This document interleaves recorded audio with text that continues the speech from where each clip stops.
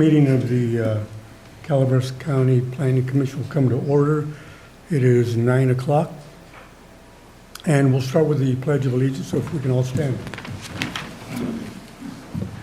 Pledge allegiance to the flag of the United States of America and to the republic for which it stands, one nation, under God, indivisible, with liberty and justice for all.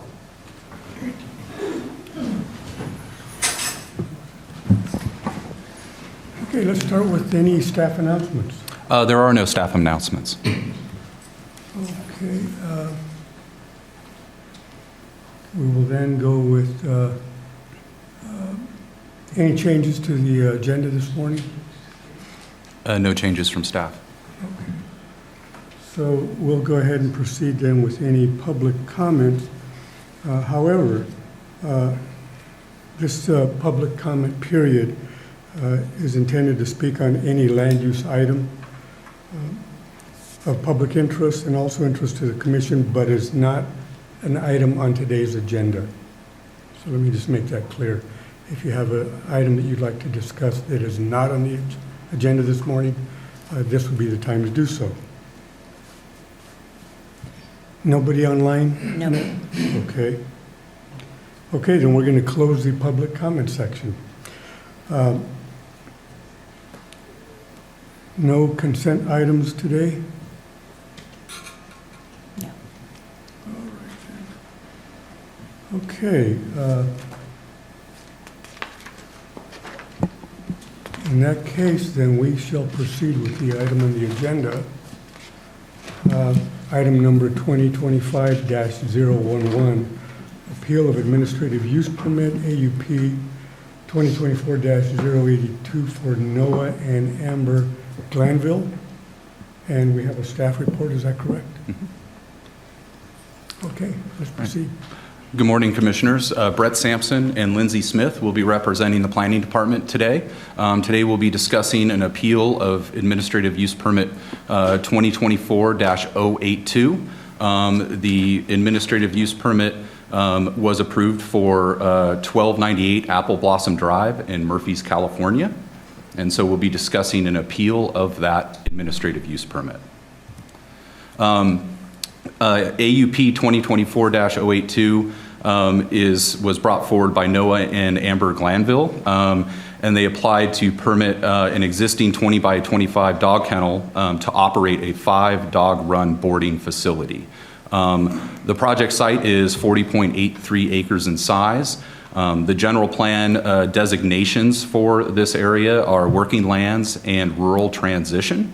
The zoning for this project site is general agriculture, or A1-40, which has a minimum 40-acre parcel size.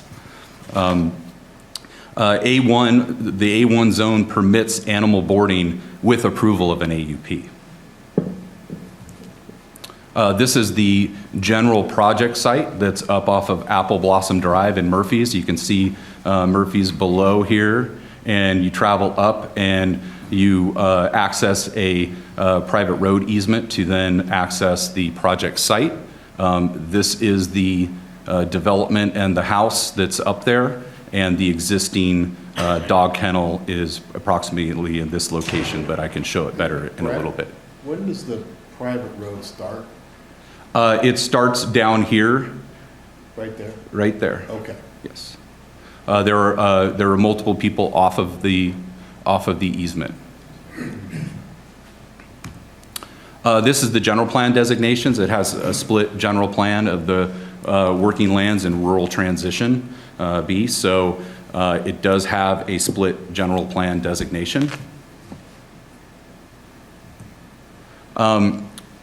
This slide really just describes the purpose of an administrative use permit. It's really the lowest level discretionary permit that we offer to the public.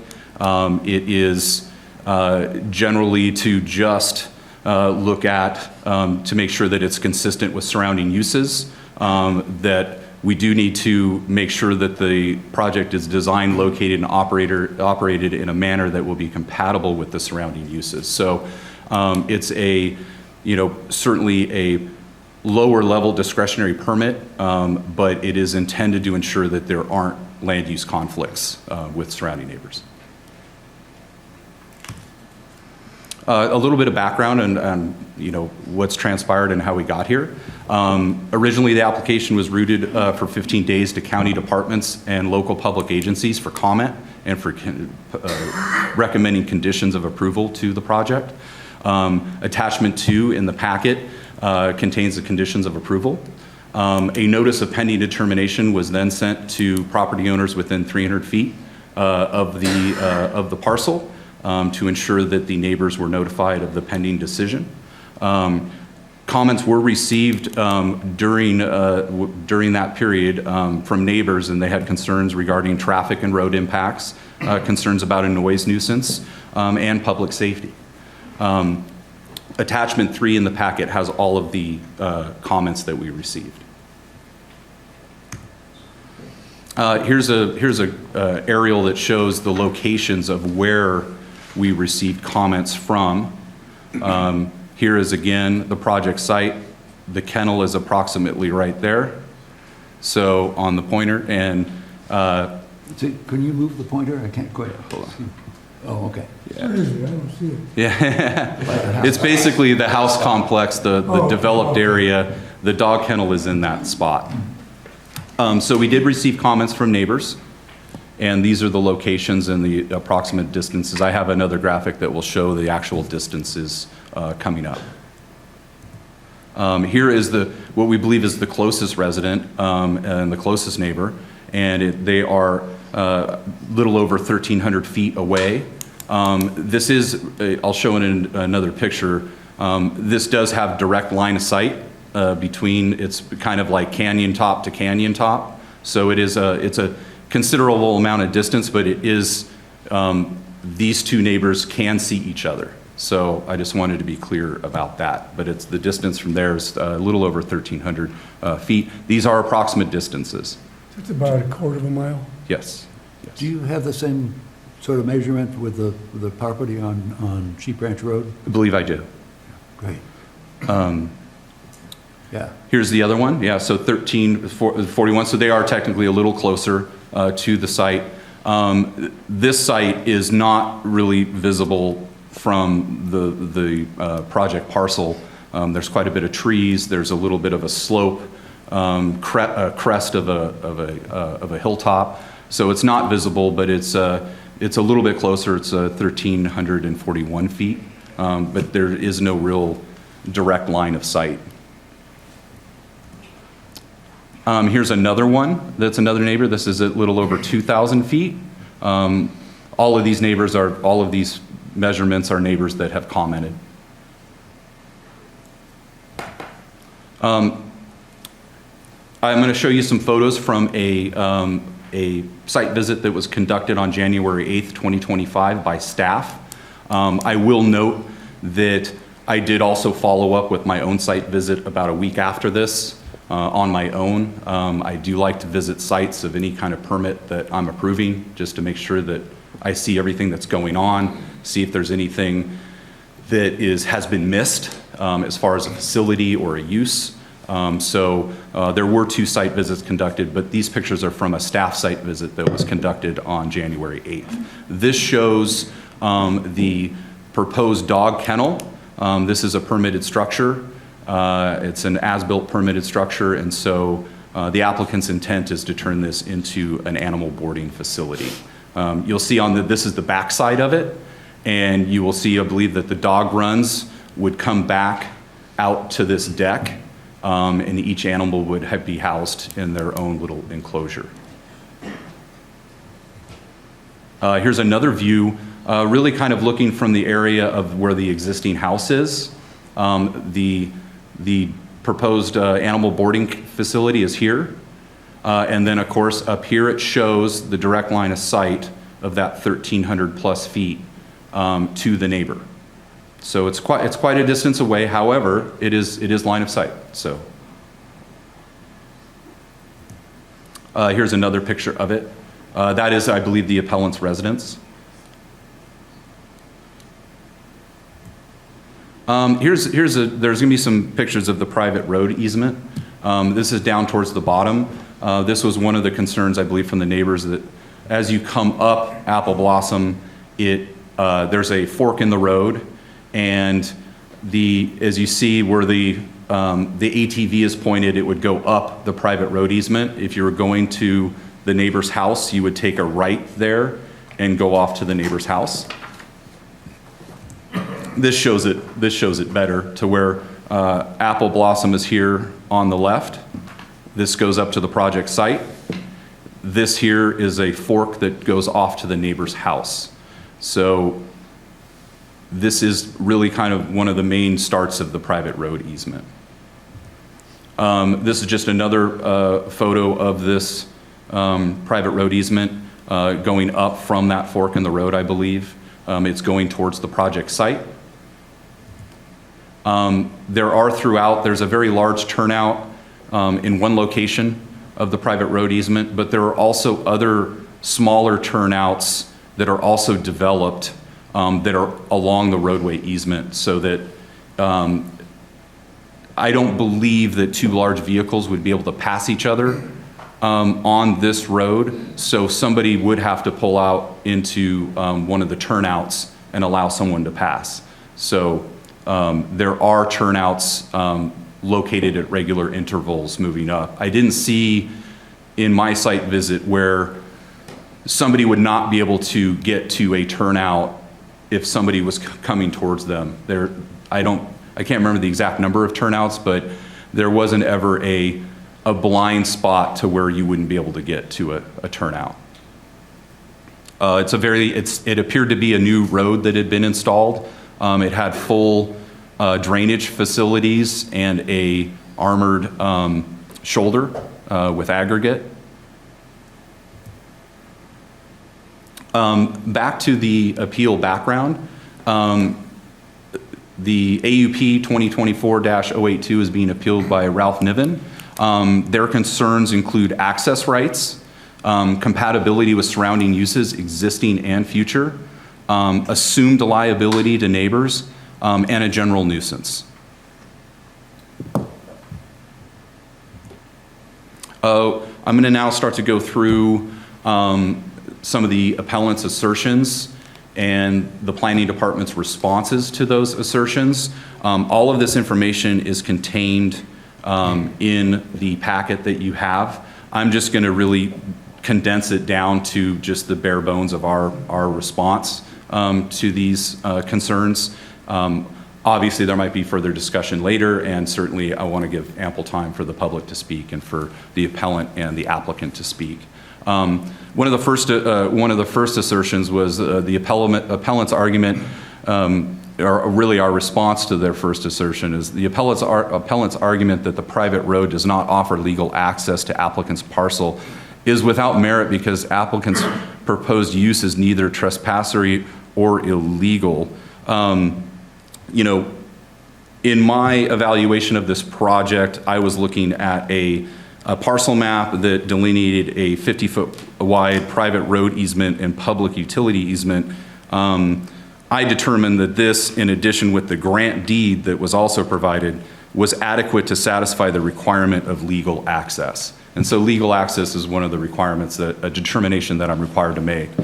And I used the private road easement and utility easement, I used the grant deed, and then I also consulted with county council and with our public works department. And so it was a general consensus that we had met the bar for legal access. So really, I just wanted to be clear on what I was using to make that determination, because I know that that's one of the main concerns of the neighbors is the private road easement and the ability to use that easement. So I used that easement and public utility easement and the grant deed and consultation with multiple departments to come to this determination that there was indeed legal access. Number two is the appellant's suggestion the proposed use is outside the scope of the private road easement is without merit. Really, we believe, and this is our view and our opinion, the appellant is confusing the distinction between commercial and residential use with private and public use. Private use means a use that is for the benefit of an individual parcel, and public use means for the benefit of the general public. So this really isn't for the benefit of the general public, so that is our contention. Number 3 is the appellant's view that the express easement across appellant's land does not permit commercial use, and that is, we believe that is also without merit. Really, it comes back to our same argument that, it's our contention or view that, that the appellant is confused that commercial use is tantamount to a public use, and it's our contention that it is not. The applicant's private use means that the only people that will use the road are those seeking ingress and egress from the applicant's parcel, rather than the public at large using the easement for some reason other than to reach the applicant's parcel. So it's not just open to the general public. Number 4, we believe that the appellant's suggestion that the AUP does not satisfy County Code Section 17.05.040A is also without merit. This is really because the AUP conditions 1 through 5 would condition the permit on daily traffic not exceeding that of a single-family dwelling unit. No additional maintenance fee is appropriate under County Code Section 17.05.040A3 because additional maintenance costs would be sustained by the appellant. No additional maintenance costs would be sustained by the appellant beyond that of a residential use. That's really one of our main contentions is that this project has been conditioned to not exceed the average daily trips of a single family residence. So they've been capped at 7.5 average daily trips. And so. Are those round trips? Yes. And so it's our contention that conditioning this use, even though it is a commercial use, to really be in line with a residential use, really gets us to the point of avoiding those types of land use conflicts. Because theoretically you wouldn't be using that road, or there would not be any greater density of development for that parcel that wouldn't happen or couldn't happen with a residential parcel or a single family dwelling unit. So that is one of our major points of contention.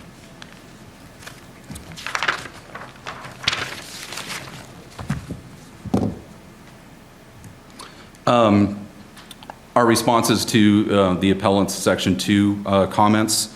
The appellant's argument that an animal boarding facility within the rural residential area is not compatible with the existing land use or foreseeable land use is without merit. Pursuant to Section 17.04.020 of the County Code, animal boarding facilities are permitted with the approval of an AUP and requires the operator or caretaker to reside full-time on site. The intended purpose of requiring a full-time caretaker or operator to reside on site is to have continuous monitoring of the operation in order to mitigate any issues that may arise. The A1 zone is intended to be the main resource production zone.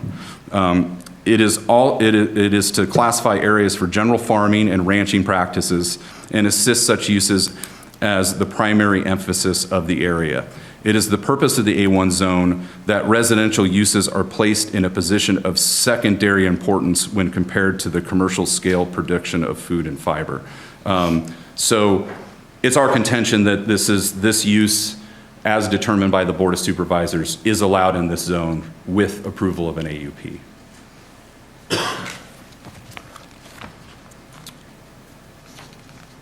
Okay. So number 2 is the appellant's argument that AUP lacks required findings is without merit. Really to the contrary, the AUP expressly makes each of the findings in the findings section C and section E. You can see attachment 2 in the packet for the required findings. We're required to make those findings for all of these types of projects. Number 3, the appellate's argument that the AUP will violate the Calaveras County noise ordinance is also without merit. Pursuant to 6.18.050C, all dogs and cats subject to a kennel license shall be kept in such a manner as to not become a nuisance to surrounding or nearby neighbors. And so it is required by code that they not become a nuisance. If there was a complaint, animal services would be sent out, code compliance, and so they would determine, this happens a lot, not just with dog boarding facilities where there's a barking dog and it is a complaint, and per code, it is looked into. Hey, Brett, can we, so, that wasn't any testing done or evaluation of how far dog barking noises would go from hilltop to hilltop in this case. If the dogs were causing a problem, then it would go to code? I believe it would be a code complaint, but more than likely animal services would be the ones that would be sent out to check on their kennel license and to make sure that, the dogs are being kept inside at night, that they're in compliance with that license. But if it is a nuisance barking, then, there would be, I believe, code enforcement action that could potentially happen after that. It also can get to the level with a code complaint where, we actually are required to monitor or measure the amount of noise that's coming out of a use. So it could also get to that level where they're quantifying the use.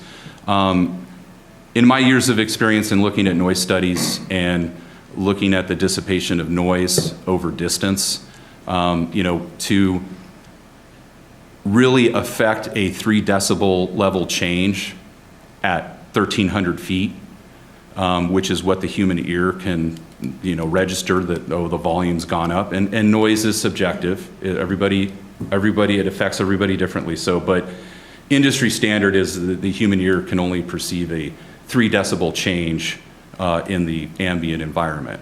And so I would find it highly unlikely that over 1,300 feet that there would be a 3 decibel change. I mean, you're not going to damage your hearing from dogs barking 1,300 feet away. But I want to be very clear, it is subjective.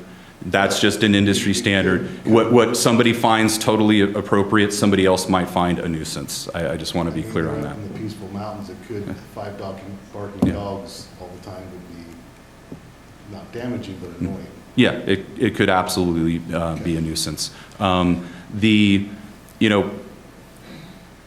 Getting really to requiring an acoustical study, that requirement typically goes along with a conditional use permit, the higher level permit of discretionary permits. For an administrative use permit, and this is just me speaking as how I operate, I would have only required a noise study if there was some type of conflict with surrounding zoning. There was a use, let's say there was a senior care facility right next door that was zoned differently. I would have probably have required a noise study. However, without having that conflict in surrounding zoning, and with the parcel sizes and then with the distances to the neighbors, I did not require a noise study to be conducted. Typically that is the divide line between an AUP and a CUP. Is a CUP, the use is more significant. The decision makers has decided that it's a much more ramped up evaluation because of the type of the use. And so, but that also doesn't mean that we can't require a noise study for an AUP.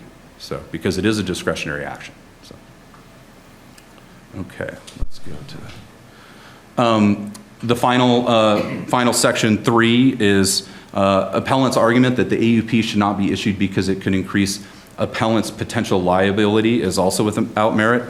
The appellant's assertions of increased liability are at odds with condition 1 through 5, which says the non-residential use plus the single family residential use shall not exceed the average daily traffic ADT generated by a single family dwelling currently at 7.5 trips daily. So that's really, kind of down to the crux of our argument that we condition these lower level AUPs a lot of times with these conditions just to ensure that the traffic impacts aren't above and beyond what would be there or what could be there with just a single-family residential use.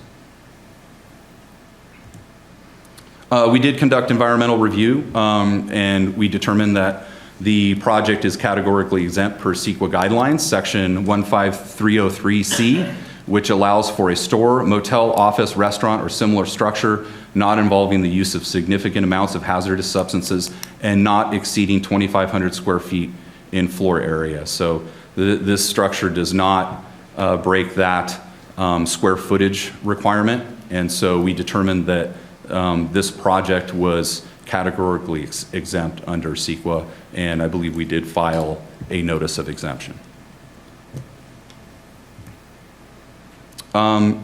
This concludes our presentation. We recommend denying Appeal 2025-011, and we uphold approval of AUP 2024-082.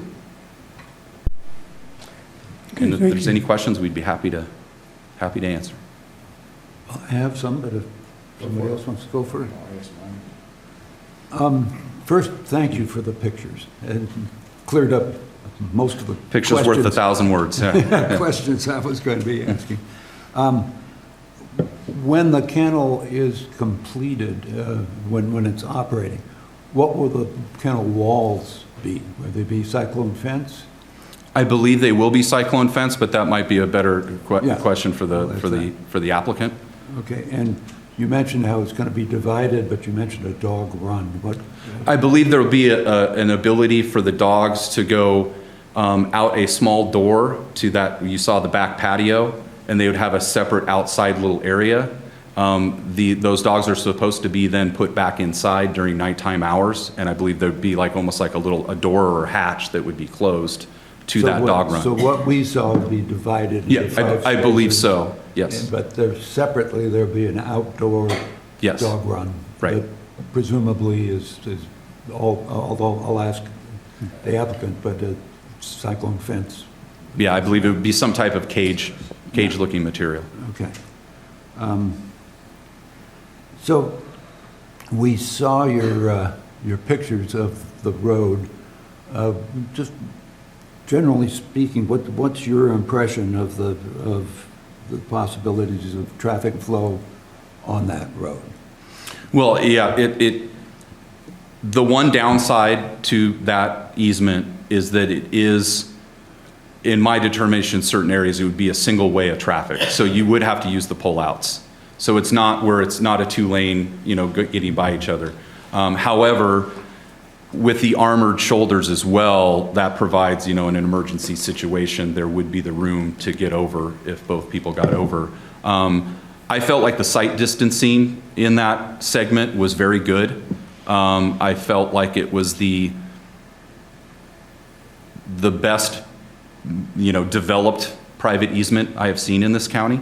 Sounds like better than the Avery Road. Yeah, so yeah, it's nice, but it does have that constraint of the width of it. So I don't want to present to you as the commissioners that it's just free flow of traffic both ways, in both directions. It's not.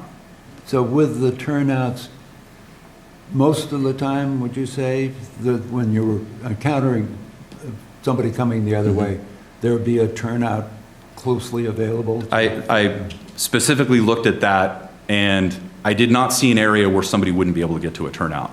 They would see somebody coming down against them. There's turnouts all on the right-hand side. It's the person coming up the hill that would pull off. They might have to stop and back up into a turnout. That would be maybe the most difficult movement that would have to happen. I will add that I believe that the neighbors were concerned about that Y that I showed in the picture, the split, where it goes off to their driveway. And I believe one of the comments is that that's an unsafe area, and that, people coming down the easement, that people coming out of the driveway could be in conflict with somebody coming down the easement. I would contend that somebody exiting that driveway should stop and see if there's somebody coming down the roadway, because they have the right of way. And so, that would be my contention, is that it's, in my view, it wasn't an unsafe spot. It's really just that somebody has to give somebody on the private road easement the actual right-of-way and stop. If somebody were to just pull out of that driveway without stopping or looking, then of course there could be an issue. Yeah, problem. Yeah. Now, this also might be a question more the applicant can answer, but on page 4 of the AUP, there's animal services condition, proposed condition. And part says that if the enclosure and animal runs shall be sloped to facilitate drainage into an approved sewer or septic system. Is what you saw, and would it be in compliance with that? From what I saw, let me just read this again. All I'm going to show you. No,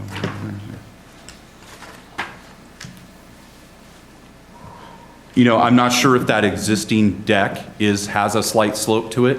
I think that's probably a better question for the applicant. No, okay, great. But I believe there could be a slope to it. Now, I'm going to go into some statutory housekeeping sort of thing, so bear with me. On page 9 of the staff report, there are citations to section 9.02.030 and section 6.18.050C. For the reasons I'm about to state, I respectfully submit that these ordinances cannot apply to the dog noise issue in this proceeding, although there is another section that does. 9.02.030, the first cited section, is part of the general noise ordinance, but that noise ordinance in section 9.02.060 exempts from its coverage sound from any activities subject to chapter 6.10, which is the animal chapter. So, but section 6.10.110 deals with noise from animals and specifically mentions violations involving dogs. Could we have that on the screen, please? Which one do you want? This is the 6.10.110.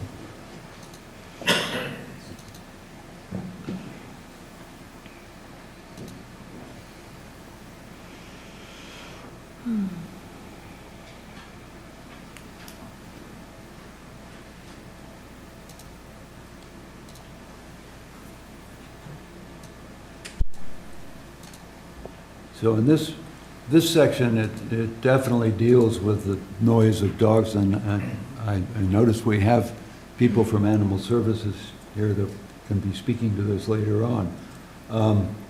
But section 9.02, the general noise ordinance doesn't apply because of the provision I just mentioned, but this section would. The other section cited on the 9th page of the staff report, it's section 6.18.050C, but by its terms, it only involves dogs and cats subject to a kennel license. In the zoning code, section 17.04.020 draws a distinction between animal boarding, which you mentioned is what we're dealing with here, and private or commercial kennels.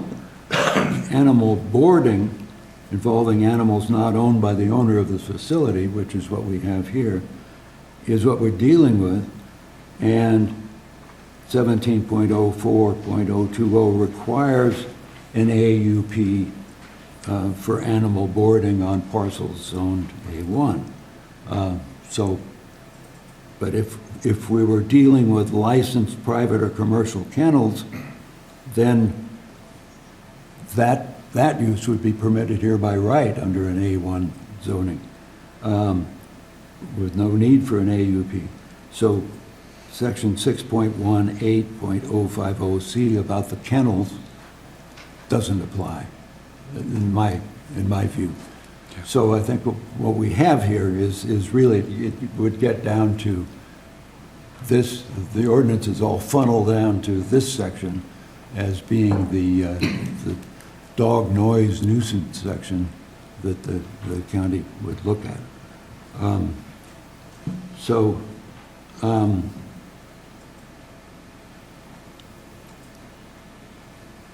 that's kind of my statutory housekeeping. We end up at the same place. There is an ordinance that deals with dog noise nuisance, but it's this ordinance, not the ones that are cited in the staff report.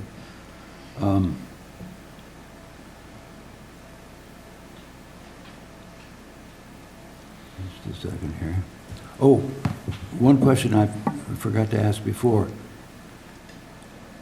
What land use designation is it? It's a working land use designation that applies to the particular parcel that the kennel is on? So they are technically one legal parcel, those two APNs together, and they have a split land use designation. So it's working lands and rural transition A. So the answer is yes. The answer is, it is working lands, but it's also something else? Yes. I see, which is an aberration, okay. Now, my more fundamental concern involves the staff's interpretation of the provisions of section 17.30.050C. So if you could show that on the screen.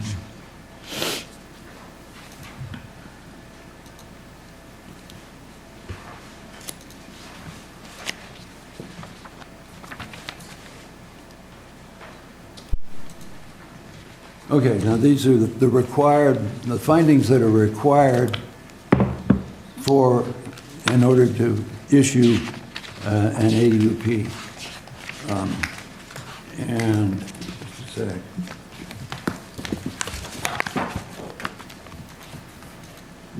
So, subsection C of this ordinance says that you have to find that the proposed use will not have the potential, and I emphasize the word potential, to adversely affect the public health, safety, or general welfare of the community, nor be unreasonably detrimental to surrounding properties or improvements. Now,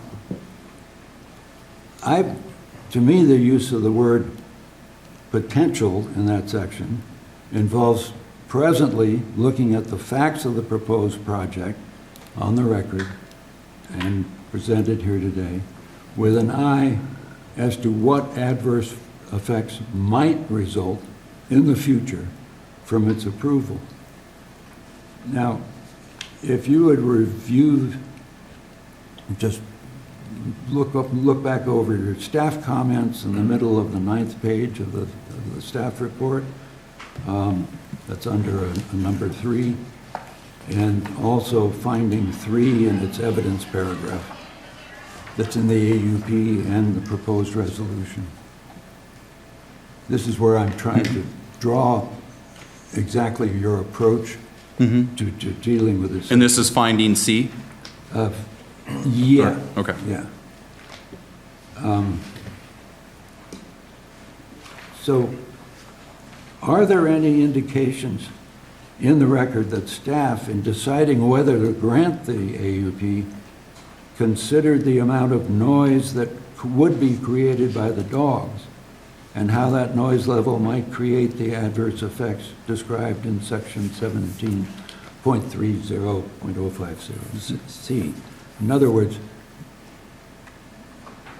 before you got to the conditions, in just determining whether to grant the AUP, did you consider the amount of noise that would be created by the dogs and how it would affect it? Absolutely. As I stated before, that was definitely a divide line in my mind between an AUP and a CUP, and also just the distance to the neighbors, and also compliance with the kennel license as well. But it was really, in our regards, that there wasn't conflicting surrounding land uses and number two, the distances to those potential sensitive receptors. So we very much did analyze that and fundamentally made the decision that a acoustical study was not needed. But I don't see in the writings you've presented to us any indication, what you state in that number 3, that the county cannot presume that the proposed kennel will exceed county noise ordinances. To me, that means you didn't feel you could really consider in granting the AUP the noise levels that might result in the future. What did you mean by you cannot presume that the proposed kennel will exceed county noise standards? Just that, the presumption that really the presumption that there will be a violation. We don't want to presume violations. Typically in AUPs, we hang our hat quite a bit on our code and on ordinances that are meant to ensure that there aren't nuisance impacts. And so in this AUP evaluation, we were looking at adherence to, as I said, the kennel license, the distances, the land uses, and that there wouldn't be a presumed nuisance because of the conditions of approval applied.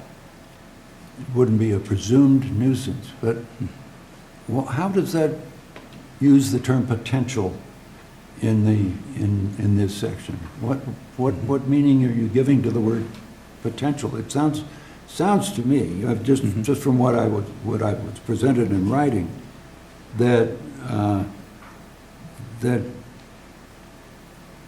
the county must assume that there will be no adverse effects from a proposed project.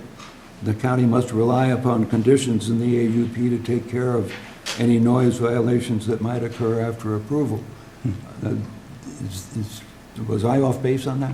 We are relying on conditions to mitigate potential nuisance impacts. Yes. Yeah, but it's as if the conditions are going to take care of any problems, and you don't have to foresee whether there will be any problems.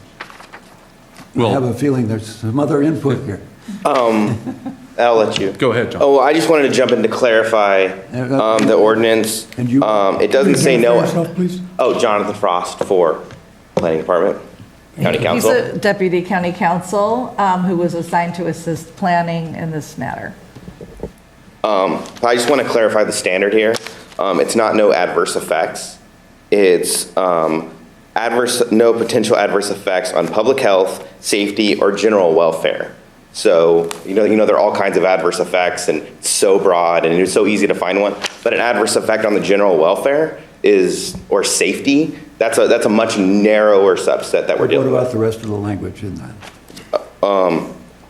Potentially does not modify unreasonably undetrimental. So that's standing alone. You don't think that the potential there has to deal with the unreasonable? Well, the fact that the word be, like an additional verb, is interposed between potential makes that clause stand alone.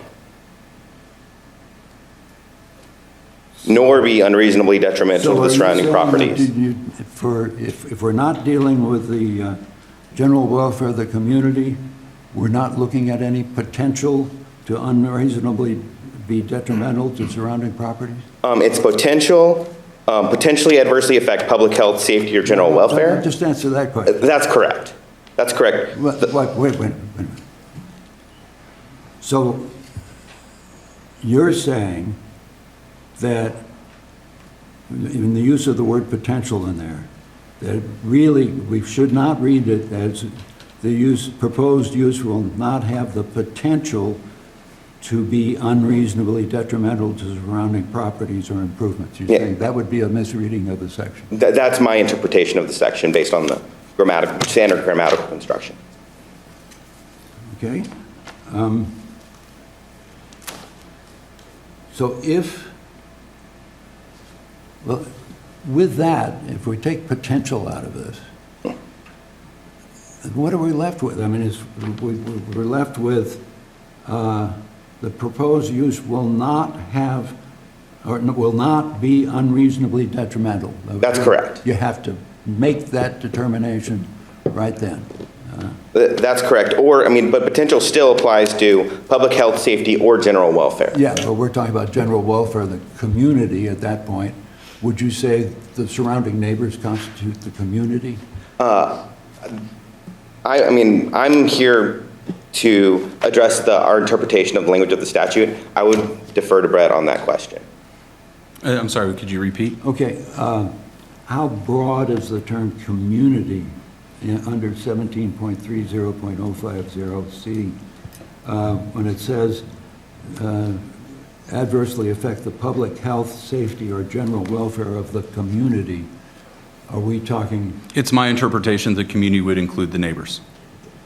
what would be, All encompassing for Yeah. surrounding areas. My answer to that would be yes, In other words, to all of it, yes. so it would have to affect the entire Murphy's? No, in my opinion, you wouldn't have to affect, even affecting several people could be considered an impact to the community.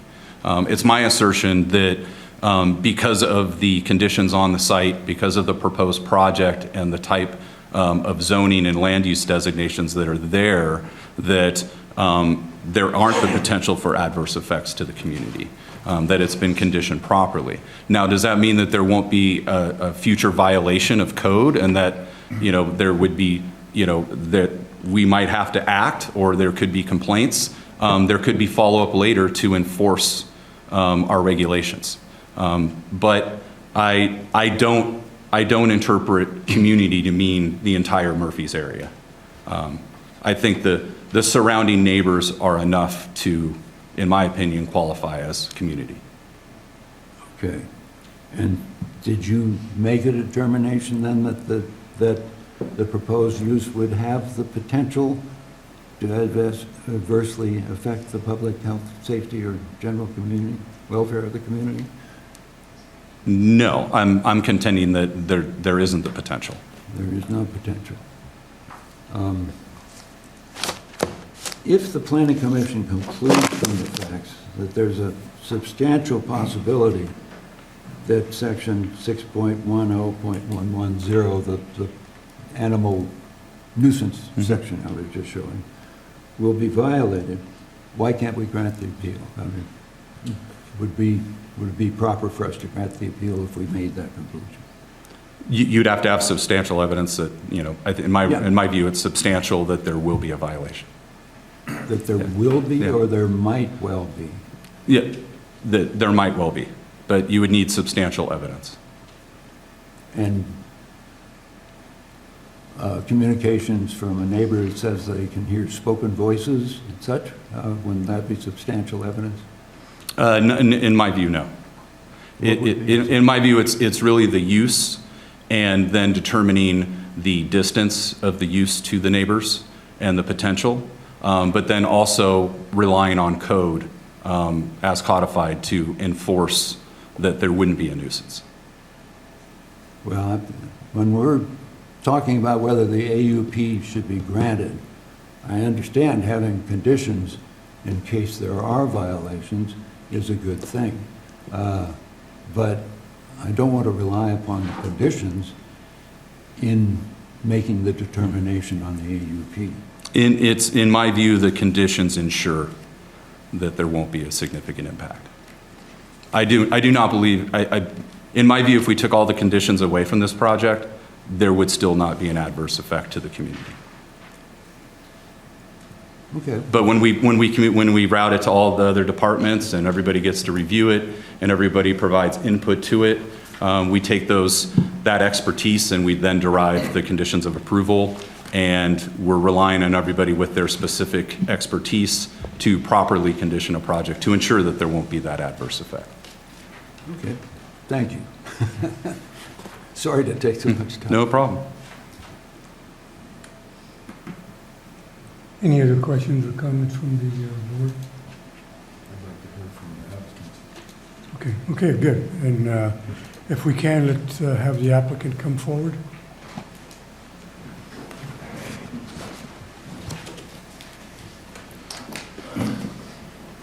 Hi, good morning. Noah Glanville. This is my son, Max Glanville. Good morning. So, quite frankly, the goal of this, Max is an animal lover, and he is very passionate about dogs. He asked at a young age for an Australian Shepherd. We were hesitant to do that, and we finally did that, and he's done a phenomenal job taking care of that dog. I say that, just a little background, because this is a business that he wants to be a young entrepreneur. I'm an entrepreneur myself, and I wanted to realize that and help him understand a real business. This is what is very started out as something very small, has turned into something much larger as a topic, not the physical facility. And I noticed this is the only item on the agenda, the regular item on the agenda, so I appreciate everybody's time today with it and the thorough look that you guys are putting into it. The conditions that have been implemented on this AUP, we understand. We believe they're fair and they're reasonable. And we do have a firm understanding of what that is. There was a question on if the floors are sloped. Yes, they are. They're sloped into drains inside, and that goes out to the septic system. So we've looked into what is needed, but ultimately we wanted to do this right. We from the very beginning, Max and I both went into the planning department. We filled out the application. We paid the fee. The goal was do this right, dot the i's, cross the t's, and make sure that his first experience with a business, as small as it is done correctly. Like I said, I'm a businessman, and believe that learning the proper way to do business from the customer to marketing to paying your taxes is important, and going through the process with the planning department and taking all the regular steps. Unfortunately, for Max's first experience with business, he's getting the full gamut of what would feel like a major development project, and people that are contesting it or appealing the project. So he's getting a firsthand experience of what that looks like. I believe that not only are the appellants and several of the neighbors' concerns without merit, but they're disingenuous. I don't believe that they're genuine. There's been the road, as an example, was fought vigorously to put a beautiful road in to keep the dust off the homes. It's a beautiful road. It's a 12-foot wide road with a 2-foot rock shoulder on each side. There's only a couple places in the entire road that the two cars couldn't really pass. The fire department was out there. It's a newly developed road. There's proper turnouts in all the right places. The actual appellant vigorously fought turnouts, and the fire department had to get involved with that and say, this is not an option. You have to have turnouts. So that was something that we spent thousands of dollars going back and forth with attorneys just to put a road in to do the proper turnouts. The appellant, quite frankly, is not happy we're out there. We moved out there. I purchased the land from my family that has owned it a long time before the appellant lived out there. When I came back from the military and cleared property out there and worked with my dad, we've been on this property for a long time. The appellant built his home. Property is for sale. He could have bought it. He is not happy that we're out there, did not like the road, does not like any noise. We're a family that have two young boys that we are involved in sports, and we go out on that road. But as the conditions are set forth, there would not be more traffic than what's allowed under a normal residence. The reason we chose five dog run boarding facility is because that's what we're legally allowed to have without doing anything. We could have 5 dogs. We could put 5 beagles in those runs. That's not our intent, but we could do that, and we don't, and we wouldn't need to ask for any permission to do that. We chose a 5 dog boarding facility because we feel that would be manageable. I'm very confident in this young man to be able to do that. One of the conditions also is that there's a caretaker living there. There's no additional employees. My wife and I are there to assist and help him if he needs it. But I'm confident he's very determined and that he will be able to do a great job. One of the restrictions on noise is technically 7 to 10 p.m. The dogs will not be out any earlier than 7 a.m. and they will be inside an enclosed, insulated kennel at dark. So whether, depending on the time of year, but that's clearly much before 10 p.m., which is the noise ordinance. I'm not saying that a dog boarding facility, which sounds like a much broader thing than a 5-dog run facility, which you could have on your land, doesn't emit sound or noise. Where the appellant's house is and where you would actually that point of measure for decibels, I am certain will not be over the sound ordinance and as a nuisance. Everyone's idea of a nuisance and what is okay is different. I genuinely believe that this is out of a neighborly squabble and history versus a genuine concern. It wouldn't matter if I invented the time machine. Mr. Niven would want nothing to do with it. He is adamant that anything that I would do, he would want nothing to do with it, and he just doesn't like us out there. So I appreciate the board looking into this. I think that we've covered everything. Anything you'd like to say, Max? I don't think so. Okay. We appreciate you guys looking into this. If you have any questions. Questions? Is it just boarding, or is there going to be any training done? Just boarding. It's just boarding when somebody goes on a vacation and they need their dog looked after, they're going to bring it there, okay. Correct. How long has the house been there? How long have you lived there? It's been about 3 years. 3 years, Yeah. okay.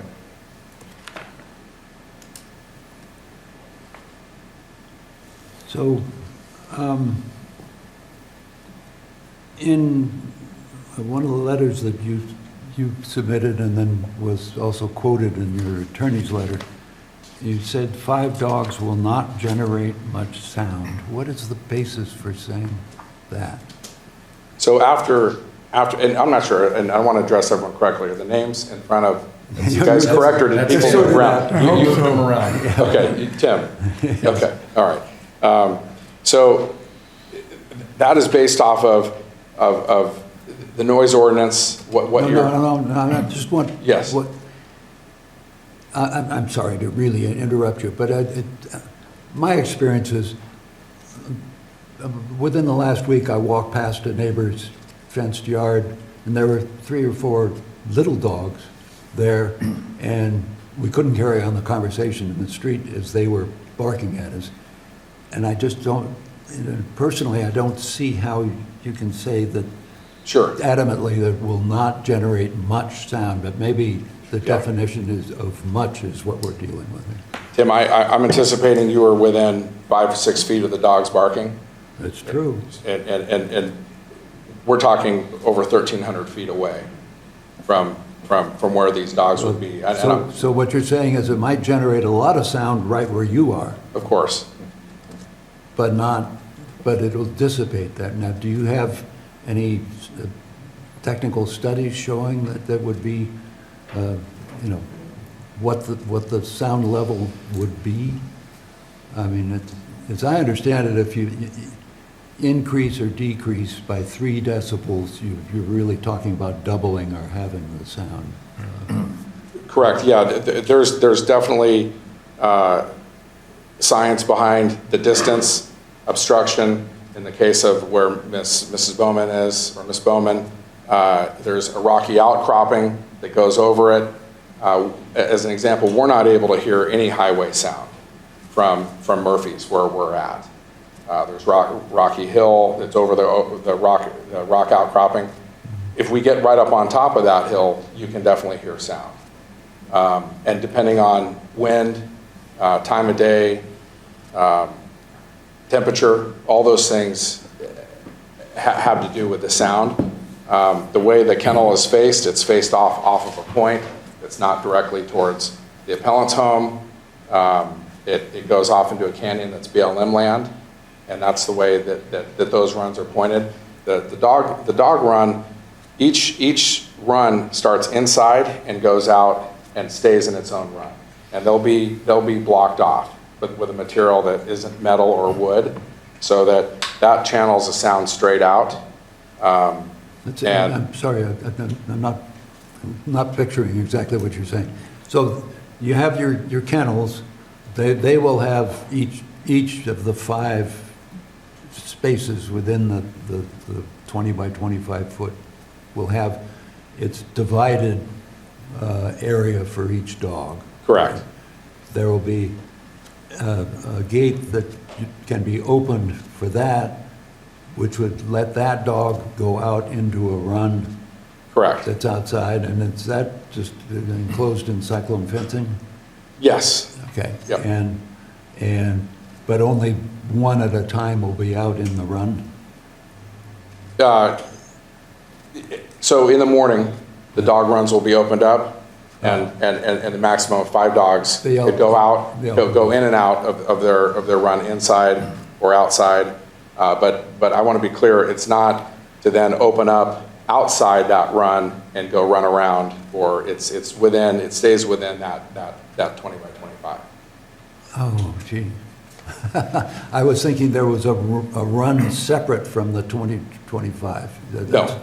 No, it's all right there. There'll be a common area, the exercise yard within the 20 by 25. That's correct. There are 5 separate runs. There are 5 separate runs inside that structure. And outside. So yeah, there's no animals going outside running around.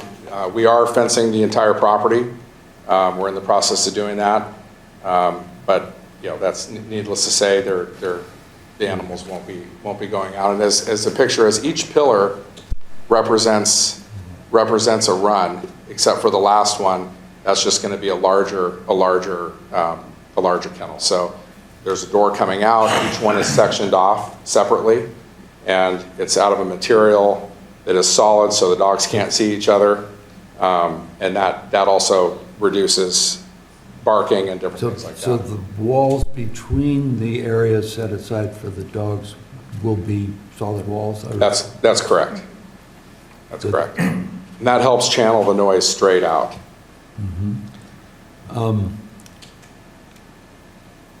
And your attorney at least claimed that the vegetation would provide a significant cushion for the barking noises from the kennel. Is any, I don't know if you agree with that, or if so, what's your basis for that the vegetation would? I do. I do agree with that. If you align yourself in a particular way, you could as one of the pictures was taken, you can see Mr. Niven's home, but there is trees, there is things blocking that, and all those things. But how effective are they in blocking sound? I understand a wall, ridge, whatever, blocks sound, but sure, any matter, soft or hard, is obstructs sound, and some substrates absorb sound better than others.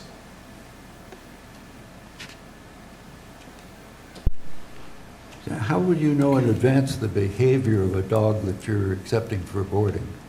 I'm sorry, Tim, can you say that again? I'm assuming that what you're saying is you will have people calling you and say, I want to board Rex with you Yes. this week. What's your screening process going to be for that? So we are a small to medium-sized dog, we will be, 5-run dog boarding facility. So we have the run sizes and the doors that are opened up will not accommodate a large dog. We're doing that as a calculated measure based on, we will primarily be taking care of the dogs. Smaller to medium-sized dogs are more what we're looking to do. Okay. Hey, Brett, can you move that picture up a little bit more? Hold on. So you're saying the dog you've got 5 enclosed kennels. They have a run that goes out of them. They're going to be dividing walls between each run, so the dogs can't see each other. Correct. But at the end, they're going to have chain link so that they can look out and Correct. smell the woods. Am I seeing this right, that the dog runs are pointed at the other house? That's what it looked like to me, yeah. Not exactly pointed, but Well, It's at it, so if each one is, yeah, if each divider, when they're set in, it will channel out towards the canyon, not directly. His home is off to the right of the boarding facility.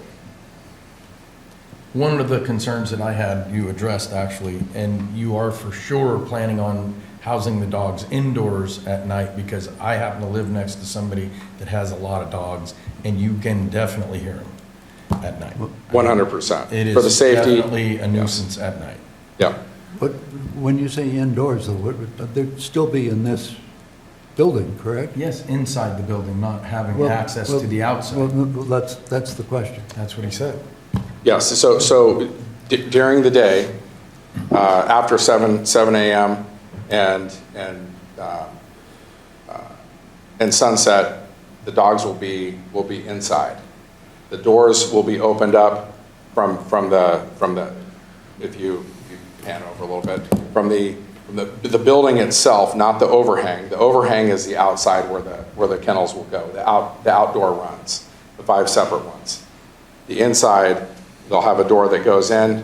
That door will be shut, and absolutely, during the hours of 7 a.m. to roughly 8, the dogs will be inside. Wait a minute. Opposite. I think So you mean, from 7 a.m. to 8 p.m. Excuse they'll me. be outside. Yeah, thank you, yes. Okay. Yeah, yes, correct. That makes sense. That was a big concern of mine. Yeah. because Not- They are loud. not that this makes any difference right now, but just from something you said, the way I read the requirements for kennel licenses is that if 4 or more dogs, if you own 4 or more dogs yourself, you would need to have a kennel license. Correct. So 5 dogs, and it really, this is nitpicking, so Right. I'll just stop talking about it. Yeah.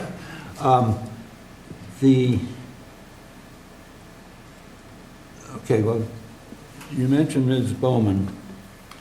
How many dogs do you own? We own 2.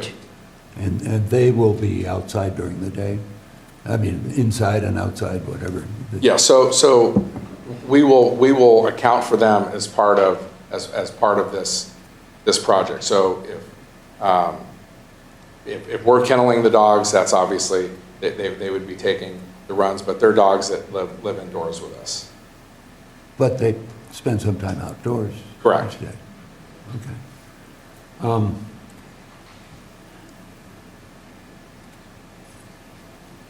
And if I can also add, so the total size of the property that we own is roughly 90 acres. So that 40-acre piece, that sits where our home is and where the dog boarding facility would be. There's another 15-acre piece that buffers Terry Bowman's property. So I think just important to point that out. I believe that's the reason she did not receive a notice originally about it. And then we own 35 acres from below our property out to Sheep Ranch Road, and then it goes. So there's several buffers, and it's essentially on a 90-acre piece of property that we're talking about.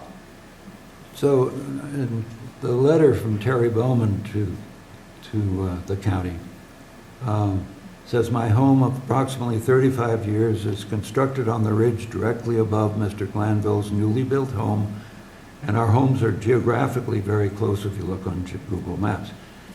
Audible noises such as speaking voices, music, his dog barking, and his children on motorcycles travel right up the hill to my home, and in the spirit of good neighborly relations, this is acceptable."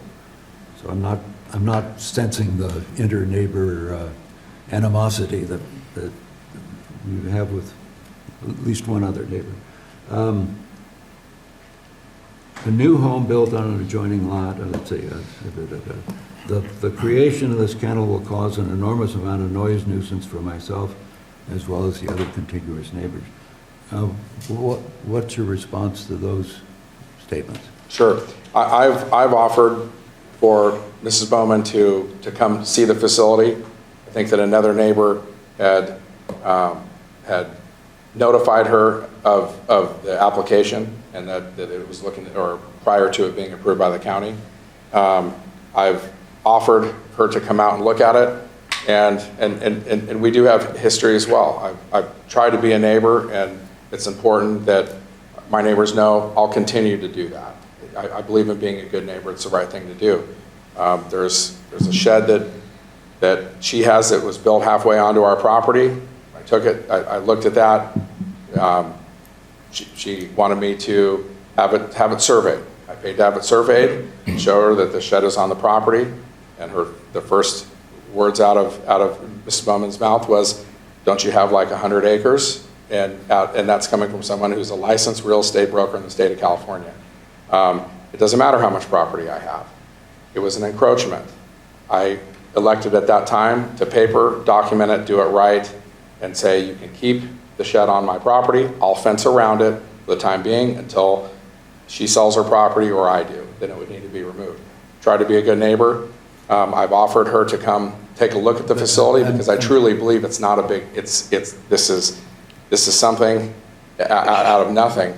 And if any neighbor, and I'd welcome anyone to come actually step foot there, really look, such as the planning commission, or the planning, some of the planning department personnel have. If you came and actually put boots on the ground and looked at where this was, you'd say this is something out of nothing. Isn't the question is what would be the effect of this kennel upon, in this case, Ms. Bowman? And she says that now she can hear spoken voices, barking dogs, motorcycle, I don't know what. Yeah, But that basically she can hear what's going on your property, and 5 dogs is going to add a considerable nuisance to her life. What do you have to say as to those particular? No, Tim, I completely understand the question. I think there's going to be zero effect on her with this dog boarding facility. You don't think she really can hear voices? Like I said, depending on the day and the time with sound, we also safely discharge firearms. We have 90 acres. Our dream was to come move back to my hometown and purchase some land to raise my boys in a good place and to be able to ride dirt bikes, be able to shoot firearms safely. And we do those things within the law and the use of our land. Noah, do you or your son have any experience with running a kennel? Yes, Boarding you do? we do. As you know, dogs taken away from their owners and left in a strange kennel, a lot of times they're gonna bark. What's the mitigation to, I mean, it's gonna be annoying for you. You live just a few feet away. If you've got a dog or 2 or 3 or 4 that are just barking and won't Sure. stop, how do you guys react to that? So I helped a friend out in Colorado and worked on their dog boarding facility. I think they had a 200-run dog boarding facility. So when they started out, that was in Bennett, Colorado. There were neighbors nearby. They went through a lot of these same things, obviously much different size and scale. There are definitely things that you can do that are mistakes, but anyone that knows the proper way to board animals properly, there are several things you can do to put them at ease. The climate, if it's more comfortable inside, say on a warm day, they want to be where they're most comfortable, just like any living thing. It will be climate controlled inside, and the partitions, if you will, are critical. There's a thing, if they can see each other, they'll fight and basically cage fight try to fight through the fence and things like that. So for the protection of the dog physically, and also for your sanity, you have partitions in between, and so they go inside. When they are inside, like I said, it's insulated. It will not have any noise. But there are several things that you can do, proper feeding times, and breeds of dogs too. That's something someone had asked, I think it was you, Tim, as far as how are we picking what dogs we're boarding and things like that. It's if you try to board your dog at a place, and where this started was we took our 2 dogs to a boarding facility, and after it seemed like a week, we came back and it was $800. We said that seems like a lot of money for less than a week of boarding, and Max said, I'd like to do that. And that's where it came from, and we looked at it and we said, well, let's do something that's reasonable, not scalable. And there's been scuttlebutt that we want to do this and then start a much larger facility. And there's been rumors spread around that we're looking to do all kinds of different things. And let me assure you, we're only looking at what you've proposed. correct. Thank you. And so it's a very manageable dog boarding facility, but it's nice. It complements the same style and look as the home. That's a picture of under construction and painting, but we keep things squared away from the waste to odors, all those things. Regardless how the neighbor feels about me, we're still going to be good neighbors and courteous. We're not looking to be a nuisance or have odors or smells. We've taken the measures to do everything the right way. What do the partitions consist of between the dogs? Are they opaque or can they see each other? They cannot see each other. So between each run, they cannot see the other dog? Correct, and inside. That's critical. That's the biggest piece to running a proper boarding facility, and anyone that works with animals or boards animals will highlight that point as well. It's very important. There's a large percentage of the population that owns dogs. If you can't house a dog in a rural area, where can you house a dog? That's the dilemma here. I mean, how do you turn down a rural area? And I get that it affects you, because guess what? It affects me with my neighbor. But it's kind of living in the country thing. And I just feel like, where can you house a dog if not in the country? I mean, it's a tough one, because I feel for your neighbors. I definitely do, because like I said, I am one of those neighbors, not yours, and I hear the dogs. But we do live in the country, and by the way, I commend teaching your son to be an entrepreneur. That's commendable also. But I'm glad that there's partitions, because that will definitely mitigate some of the barking. But if those dogs are left out at night, I promise you, your neighbors are going to complain, and that will lead to violations and probably having to close your facility. So I hope you do stick to that if we end up approving it. Yes, sir. You mentioned a size limitation on the dogs. What is the maximum size dog? 35 pounds. 35 pounds? Yes. Okay, that's a pretty small dog. That makes a big difference. Obviously, the bigger the dog, the bigger the volume. Oh, I'm not sure. Well, it's a higher pitch. Yeah, somehow I think there's kind of this strange curve that the smaller the dog, the Pound more. guard dogs are working, you go.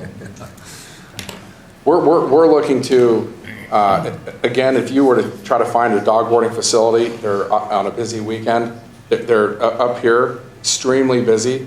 You have to get in way far in advance, and if you try to do it last minute, there's never availability. So it's very tough. I don't think that Max is going to have a hard time cherry picking the right clients for the right dogs that are good fits for this facility. I have another question also. So one of the neighbors I read was concerned about people possibly going to the wrong address and going into their property, and there was no way to turn around until they got to the end.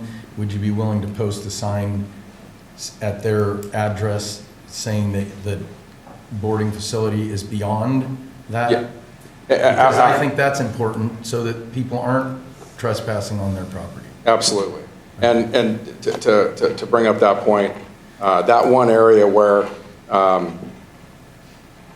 any reasonable person that has a driver's license would absolutely have to stop and yield to the traffic coming down. that you wouldn't just bomb right straight through there, that you'd be Russian roulette. So you'd have to, that area of brush is, has been cleared. So as you're driving down now, since that letter was sent, there was brush, so technically there would be a blind spot coming down. But as the traffic coming down, you can look down to the left and you can see whether there's a car coming. So, But that could grow back. Yeah, And your neighbors are concerned about it, so, but if we made that a condition, you'd be willing to do that? absolutely. I think putting better signage that tells where people are out there would be a better idea. I would much rather, when guests come to my home, they don't say, oh, I made a mistake and I went to the guy right over there and knocked on the door and he said, that way. So, you know, if we could avoid that through signage, that would be great. Are there some blind turns, or is it, the bad spots, are they straight that you can see somebody coming, or is it like a turn that you can't see somebody coming? Or both? It slopes down a hill and then that road goes this way. So you're up high. If you're coming up, you can obviously see a car coming out that road. And just for what it's worth, Mr. Padu does not have a home out there. He has a garden that once in a while he'll go out there. So there is not a residence out that road. I can see that, yeah.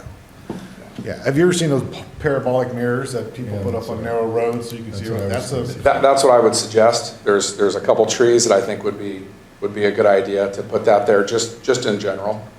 Hey, Brett, can we put these recommendations on? Or conditions? Do that? Oh, absolutely, we could. And I will interject that I did speak, I believe, with the appellant or a concerned neighbor about that exact Y split. And I asked them directly, you know, would you accept some safety signage or a mirror or anything like that, you know, help alleviate your concerns? And they said, absolutely not. There's nothing that can be done. This project can't happen, and I'm not going to entertain any improvements. There's more than one person involved. You don't want your customers going. Or just, correct, it's a 50-foot road easement through there. So if there's trees that's within that 50, with 25 feet center line of the road over, if there's any hazards, if there's trees hanging over, you're within your right to remove those trees, regardless of whose property that's on as you're going out the road. So it's nice if you have a neighborly relationship that you can work together. We just cleared the entire road all the way from our house out, all the leaves out of the drainages. I let Mr. Niven know about that. There was no response, not a thank you. We did that on our own, didn't ask anybody for any money. I rent lifts that come at thousands of dollars to trim the trees back. Nobody helps, there's no offer. And I spearheaded the entire road project, which took years of a delay from Mr. Niven, stonewalling, sandbagging, doing everything he could to keep a nice road from going in. It has not been an enjoyable experience, but as I say, and it's important that my neighbors know, I'll still be a good neighbor, regardless of what people's positions are. I had no idea building a home and moving out there, and even in the process of building the home, I took equipment down. Mr. Niven was doing a gravel pad. There was a big rock. I jackhammered that out with equipment, helped him do that. I've always been that kind of neighbor, and it's not been reciprocated, unfortunately. Okay, any other questions or comments from the commission? I think I'm good. Okay, thank you for your presentation. Please do hang out because we might have other questions for you. Sure. And at this time, we'll go ahead and hear from the appellant. Thank you. Thank you.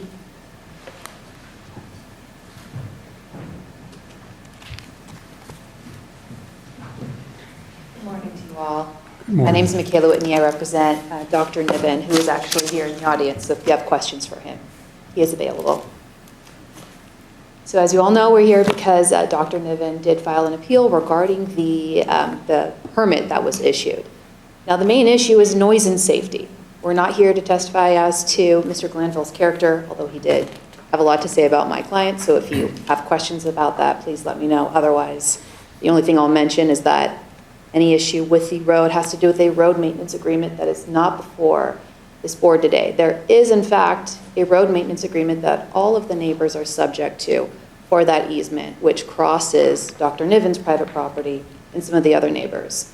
So if there's any questions about whether or not additions could be made to that road, if there can be clearing, all of that has to do with whether or not it complies with the road maintenance agreement, which currently requires all of them to contribute the same amount of funds.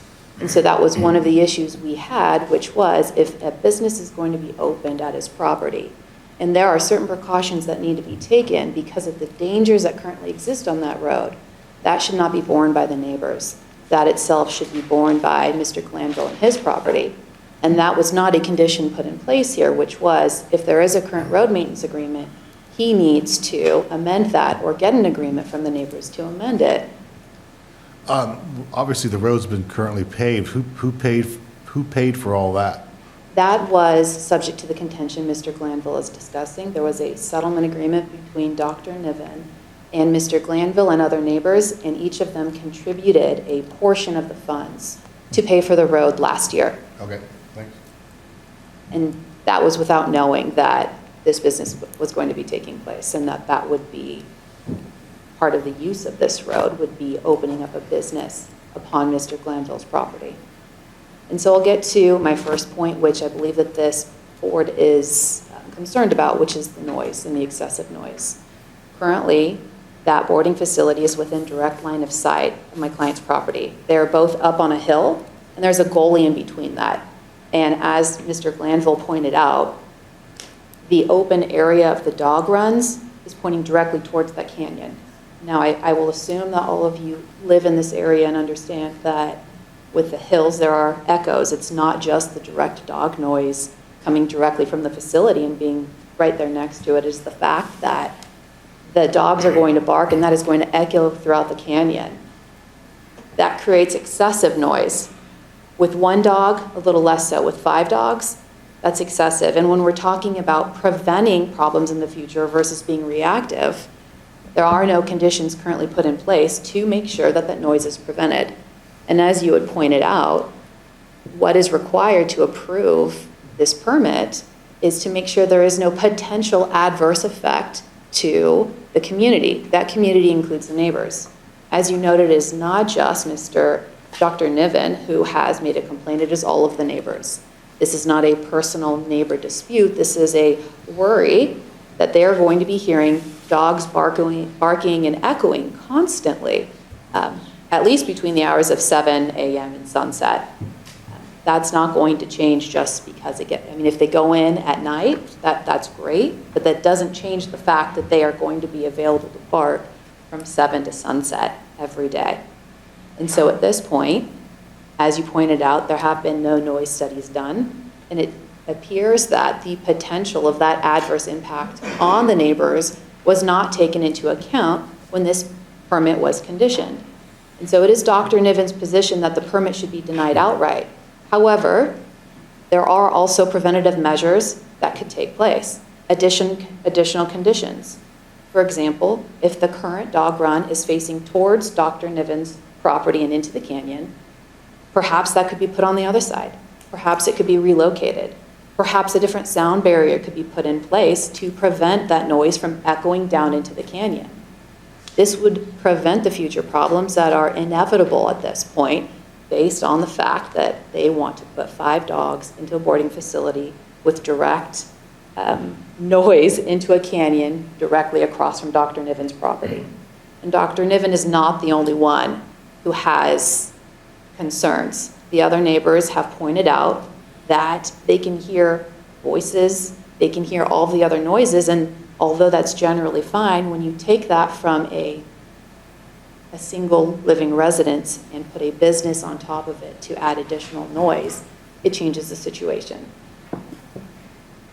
The noise is not the only issue. The other issue we have is safety of the road. Now, there has been some comments today about the fact that you can turn out at most locations. I did drive on that road this morning, and I will say, at least for an 800-foot part, where that fork in the road occurs, when you go up, there's no way to turn out once you're up there. You're going to have to back up. It is one thing when the historical use of that private road is for residential purposes only. It is one thing for a rural fire department to have the wherewithal to understand how to use a back road in the country.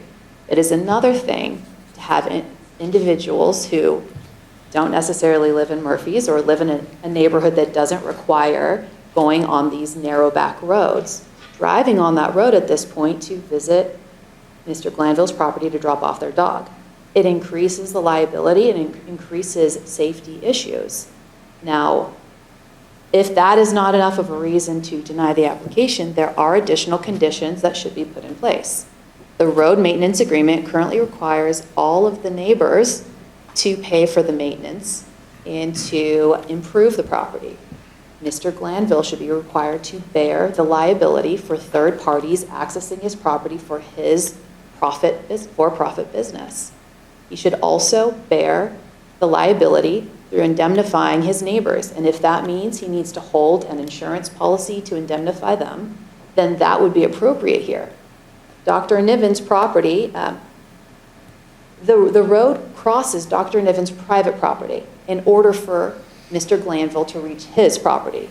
So if a third party has an accident on that road, claims it's a dangerous condition because it's a one-way road, depending on the driving conditions and the time of year, it becomes even more hazardous. Of course, Mr. Glanville needs to make sure the brush is cleared because he's not doing it just for himself, he's going to be doing it for his business customers. And that is a liability he should bear, and there's no conditions in this permit providing for that. Now, noise and safety are not the only issues. We also believe that there will be an increase in traffic. As of right now, the average daily use that's allowed, I believe you said it was 7.5 round trips. So that would mean coming and going 15 times. You could leave once, come back, and that's one trip. Would that be correct? As of right now, the neighbors all believe that that's already at its limit. Adding a few more trips a week, there is no condition in place other than saying you're only allowed 7.5 per day.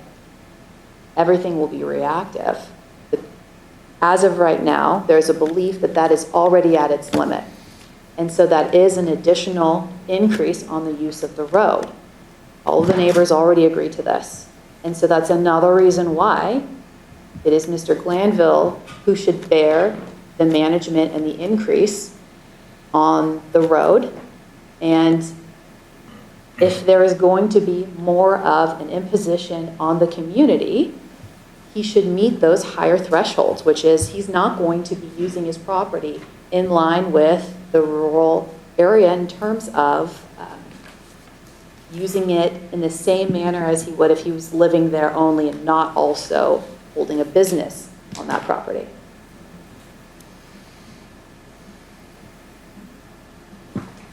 Now, there was also discussion about the private versus public road easement. It is our position that because the easement specifically says that it's for a private road, that paired with the fact that the historical use of that road has only ever been for residential purposes, the increase in use as a commercial property at this point changes the scope of that easement. And now I understand the private versus public argument. I understand that. But when you open up your business to the public, if you are going to go out and try to garner business, put up a website, put up your address, that opens it up to the public and allows the public to then use that road. It has been a private road historically. And so with all of those factors in mind, it is Dr. Niven's position that the permit should be denied at this point. Or alternatively, we need additional conditions put in place. Or when the planning department was looking into whether or not a potential adverse effect to the neighbors was going to take place, they did not take into account the fact that there was a potential for the noise nuisance, and that absolutely has to be taken into account. There should be a noise study absolutely conducted, and at the very least, the way that the current dog runs are pointed towards that canyon is inevitably going to create a nuisance. Those should at the very least be relocated so they're pointed in the other direction or put in an area on his 90 acres that would not be a nuisance to his neighbors. Now, I would like to open this up to questions because I assume you have questions for me.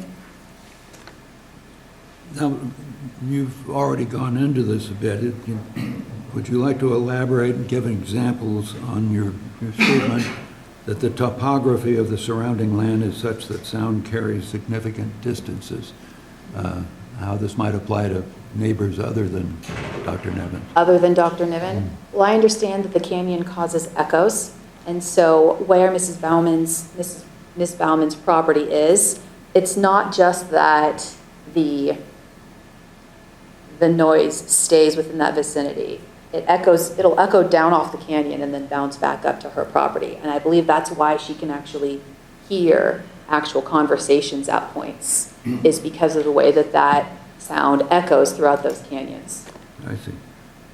Now, the easement was created between individuals with no involvement of the county. And Calaveras Ordinance 17.01.050E provides in part that Calaveras County shall not be responsible for monitoring or enforcing private agreements. And with an AUP, the kennel use would be a legal use. Why isn't the question of the scope of the easement purely a matter between the parties to the easement, with the county paying no part in it?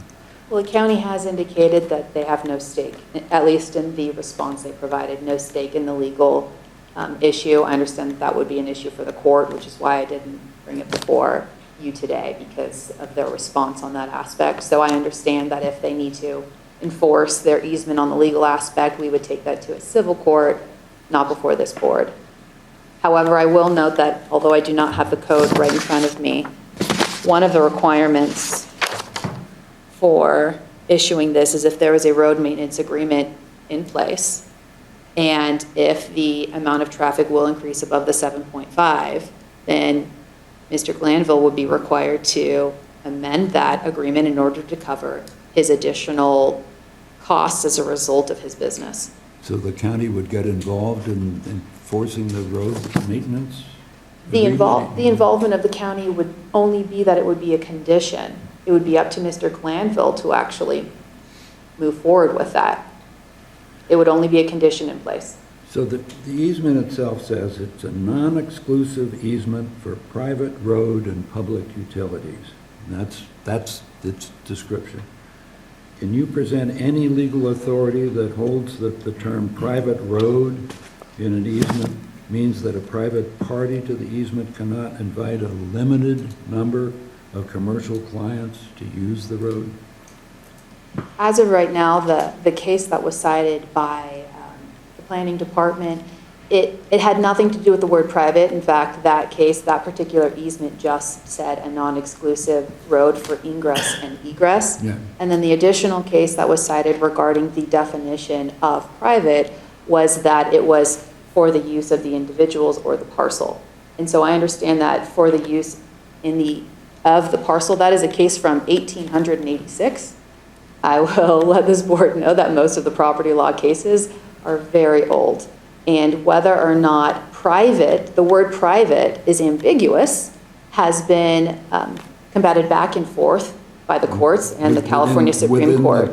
Within the context of talking about easements? Yes. What is a private easement? Well, that word is sometimes by the courts been found to be ambiguous, and I apologize for not having a case for you, but I will say that sometimes it is found to be ambiguous. There is a case that says that it's less ambiguous and it's more for reasonable use, which is the case that was cited by the court, by the planning commissioner. Now, what is a reasonable use of the easement? Reasonable use historically on these properties has only been for residential purposes. The area is currently zoned for agriculture. But the historical usage in the Zinsser case that was cited by the planning department, I believe it says that if we have an unambiguous term, the historic use is irrelevant. And so it would be my contention that the use of the word private is in fact ambiguous. There is case law going back and forth on whether or not that's true, so it is a point of contention and probably a point of contention for civil courts. Yep. So, in answer to my basic question, you don't have since we have a back and forth thing, you have no legal authority that says you're right, we're wrong. Not for the planning department at this point. I did, reading the response that was provided, it appears that it is not a place here for that particular argument. If we wanted to argue whether this was outside of the scope of the easement, that's something we would take to the civil courts. So I did not present legal authority to you this morning for that reason. So, it would not be unreasonable for us to conclude that the private road that's not broad enough for totally public use for any citizen who wants to just use it for bird watching or whatever, is broad enough for limited commercial use by the grantee's clients. With the caveat, sir, that unreasonable use would be anything above what is currently allowed under the zoning ordinances. And right now, that current standard is 7.5 average daily trips. And it is the neighbor's contentions that that is already being met. So allowing an additional business at this point, which will include 5 dogs to be boarded. If you do the math, that's at least 1 a week if somebody's boarding their dog for just a week. If they're boarding their dog for 3 days, you're looking at 8 to 10 additional trips a week. So at this point, you'd have no objection to the condition of limiting to 7.5 round trips. that condition absolutely should stay in place. The issue being that everybody already believes that it's already being exceeded. So that would be a reactive measure for this board. Not everybody. Not everybody. Sorry, Mr. Glanville. That would include all of the other neighbors, not Mr. Glanville. All right. Thank you. Anybody else? Mike? And then just as a last point, I would like to commend Max. It's great to start a business. Unfortunately, we are here, but we applaud you. I do have a question. Yes. What is the excessive noise level, if at all now, of the applicant's 2 dogs that are on the property? I did ask Mr. Niven, Dr. Niven, that this morning. I believe that, I don't actually know. Would you like to come speak about that, Dr. Niven? I really cannot comment too much. I tried to not spend as much time as I would like to at my property, largely because of the actions of the neighbor and our past history. And it's made it very troubling for me to enjoy a property that I thought was going to be private. It was my dream to build a property there and have it just some peace and quiet away from the busy Bay Area. I think we'd all love to have that. And it certainly, and you pointed this out before, certainly was not my intent to find myself with regular shooting, regular noise, regular this, and then find, oh, I'm going to have a kennel, and any stranger can literally come up my driveway at any time.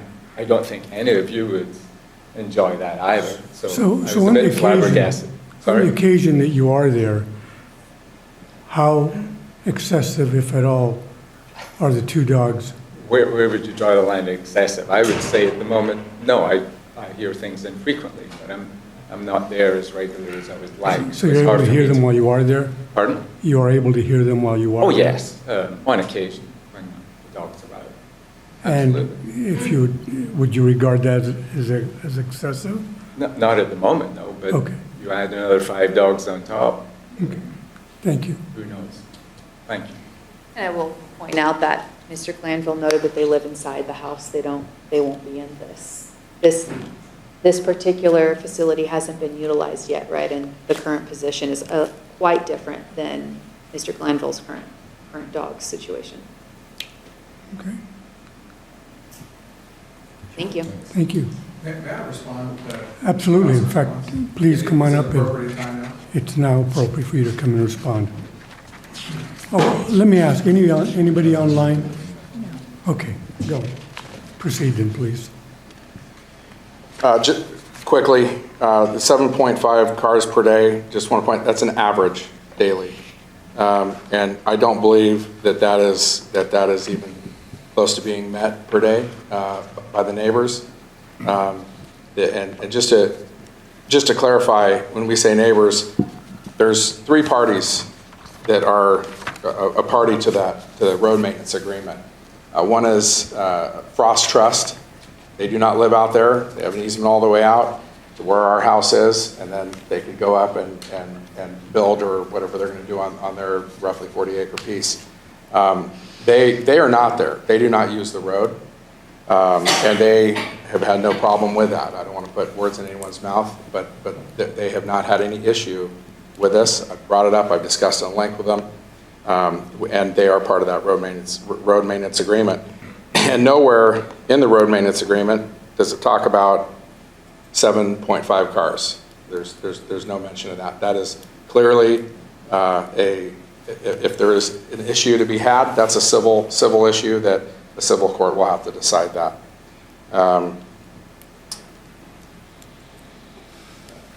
Not all neighbors do have a concern with it.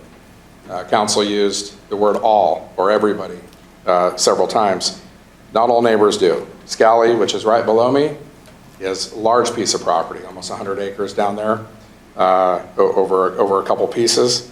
And once in a while you will hear his dog way down. He has a couple dogs that is down. Like when I say way down, it seems way down.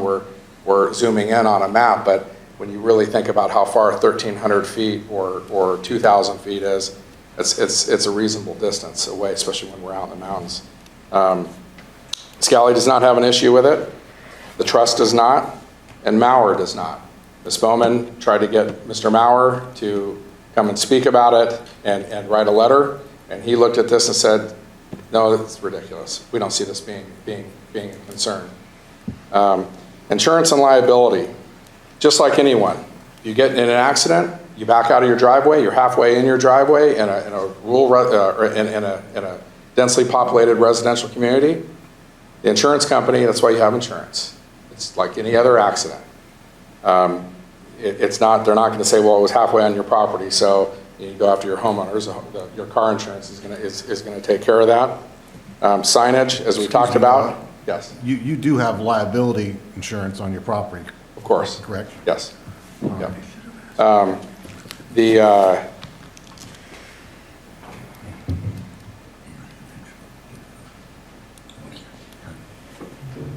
As far as managing the road, quite frankly, I already manage the road. We already, as a family, we maintain it. We do the things. We keep debris off it. We sweep it. We'll blow everything off. Clear the drainages out so that things don't get washed out with the water to maintain that road. We're the only ones that do that. We were doing that before the dog, even any mention of the dog kennel, and bearing the expense of doing that. The historical use claim from council, based off of the easement, is absurd. It just is. I'll leave it there. Relocating the kennel to another area, pointing it to the other side. I'm assuming she's asking now to have it pointed to Ms. Bowman or somewhere else in the 90 acres. You can't relocate it, and that's a matter of knowing what you're talking about. This permit is only for, it has to be a caretaker's permit. It has to be where the caretaker lives. It can't just be randomly relocating it on potentially 3 other parcels that are near the property. That's all I have. Thank you again. Thank you. Thank you. I erred. I should have asked for more public comment prior to. So have a seat and we may call you back up, but let me go ahead and now ask if there's any more public comment.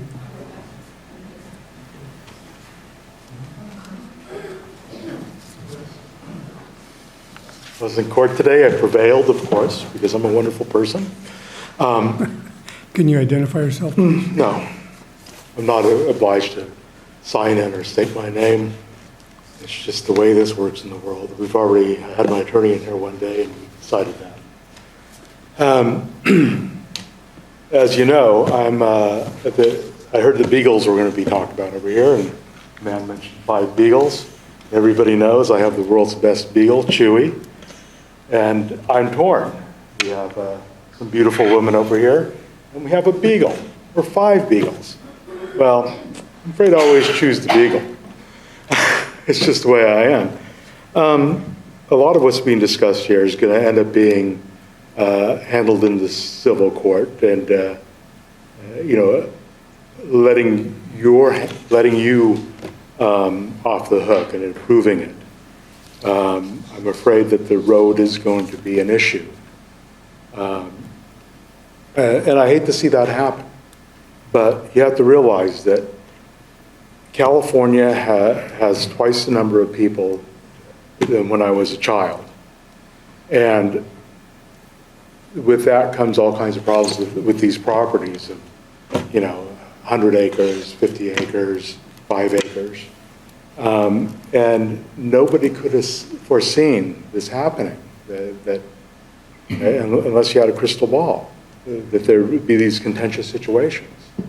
And as was pointed out, nowhere does it state a limit on the road. It just says it's predominantly residential or used for residential.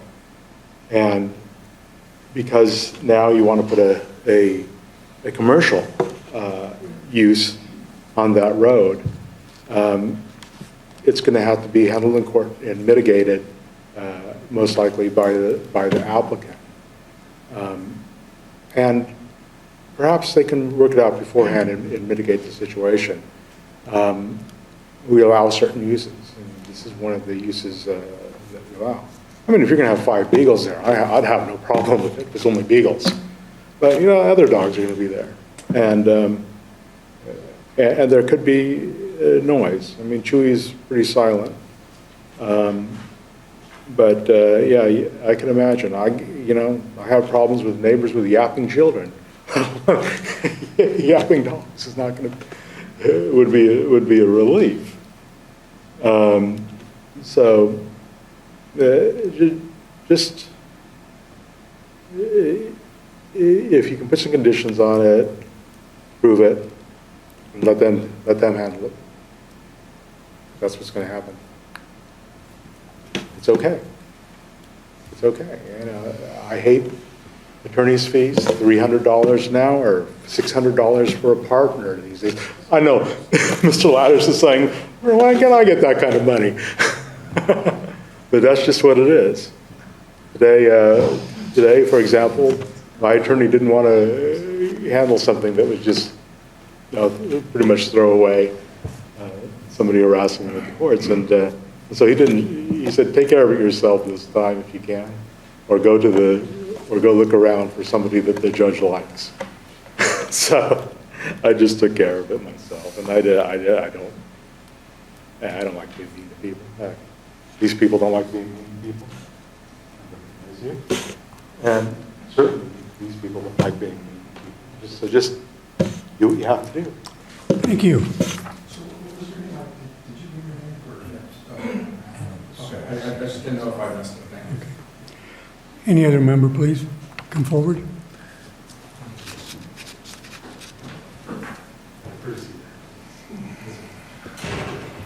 Hi, State your name, please. Terry Bowman, Thank you. and I did write a letter, which you probably have all read, but thank you for letting me address you right now. Historically, Glanville's father used to own the property, and I had no problems 30 years until Noah bought it from his dad and moved in. I've tried to be a good neighbor. I think we've worked things out, but I can hear very directly. You all know, you all live in the foothills. It does echo. It's because the canyons and the geography and whatnot. So, I can hear noises that I didn't hear before they built their house, fine. I hear their dogs barking, I hear their kids talking, I hear the guns going off and the motorcycles. Well, we all live here together, so you have to accept that. I just feel like the dog kennel is a deviation totally out of line. I have a lot of friends, family, acquaintances that do the FAA, and, you know, they have ranches, they've got goats and pigs and whatever, because we are kind of, you know, rural county, but I don't feel like the kennel, I think that's a whole nother level. I feel very strongly that having that negatively affects the value of my property. And it's not just because, oh, now they've moved in. Yeah, when you have one dog, more than one dog, two, they all bark. And granted, they're going to be outside all day. I can't even imagine. It just makes me really emotional to think about being in my yard. I work from home and hearing dogs bark all day long. You know, it probably will not exceed the decibel level, which I looked up in the county code, which I think is three decibels or something. That's what a human ear can pick up a change in. But that was what was written in the code. What's permissible? No, that's it. The code has certain levels of decibels of 70 or 60 at property lines, but what I was referencing is what a human can notice a change in ambient noise. So if it goes up 3 decibels, your typical human will notice that change. Okay, so you're just measuring it by decibels, which I don't think that you can measure constant barking dog. You know, it probably will not exceed that decibel amount, but I'll tell you, it will be annoying as heck. And just the thought of it is not just detrimental and the value to my property, but just my sanity. I work home all day. I used to have an office downtown, which during the pandemic, now I work from home. My question for the Glanvilles is, I know that he and his wife both work outside of the home all day long, and I know the son, who is theoretically going to be running this, is a school kid. So he's gone all day long. So my question is, Excuse me. answer that. My question is, all day long, is there going to be a caretaker on site? Or while nobody's there, those dogs will be outside and barking, trust me. Like, we were talking about potential. The potential here doesn't seem like it was considered when this was accepted. A couple other little nitpicky things. I was never sent a letter about this. I was never notified. Now I guess they go, I talked to you, Lindsay, once, couple times, and you said it had to be within 300 feet. Well, the way the property lines, but I would think as a courtesy, somebody could have looked down with Google Earth and said, this person, this person, this person should all be notified. Somebody called me, then I wrote my letter. I do think that also the people that are not here that were never notified are all the people along the feeder roads that come in. Apple Blossom comes off of the Highway 4, if you're familiar with that. All those houses, it's a very residential area. There's going to be increased traffic on that road. Were those people notified? I don't know. I doubt it. So. Let me ask you a question. Sure. You mentioned how you can hear the voices on the Glanville property. Is this only when they're raised, the voices, or when they're outside talking? Just conversational tones? Your house is on top of the hill also. And that's how it travels, because it booms. Straight line. Yeah. You know, and there's oak trees in various places, but I can kind of see his house. But it's the noise, and I can hear his dogs barking. And, you know, I had a dog for 15 years, and I'm sure my dog barked every once in a while. But, you know, it was one dog, and it was a German Shepherd, and she was trained and well-behaved. So unless it was a mountain lion or something, she's not going to bark. I just also am concerned, I don't want this to morph into another usage down the road. there's acceptable things and unacceptable things. I would just ask each of you, if it was your property and you had been there for 30 years in watching, I'm a member of the Audubon Society, I'd watched the birds, I had owls last night. I don't expect total quiet, but if it was in your backyard, I think you would feel the same way about a 5-kennel dog run and the commercial aspect of it. So,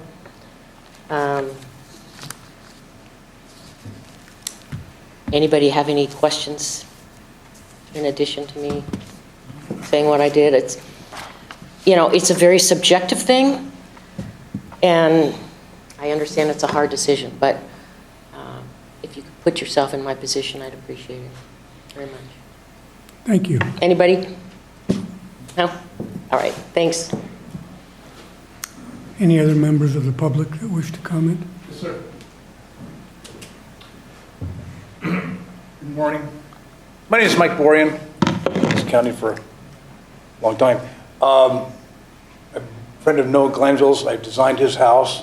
I designed the dog run kennel. I also worked on design work for Ralph's house. I designed his foundation because he bought a secret home. I stand here in favor of denying the appeal, in favor of Noah's dog kennel. Basically, it's on a 100-acre parcel. We're out here in the country. It's 5 dogs. I think the arguments to this are ridiculous. First of all, congratulations to staff. Your report was amazing and thorough and very professional. Congratulations to Ralph's lawyer, because she gave her argument and kept a straight face to the whole thing. I could not have done that. Speaking of straight face, what about you're saying that 5 dogs is not going to make significant noise? If you've been out there, it's 1,700 feet away. Yeah, it's going to make noise. We live in the country. The beautiful thing about living here in the country is that we stay out of each other's chocolate, okay? You can't have zero impact on neighbors. It's impossible. We accept neighbors being able to rightfully use their property, and we're going to have to tolerate a little bit of a nuisance. Get over yourself. Noah's work he's done on this property is a gold standard for being a good neighbor. That road would not be here if it wasn't for Noah's work effort. The work he's done on the kennel to design it is top shelf. Everything he's done is top shelf.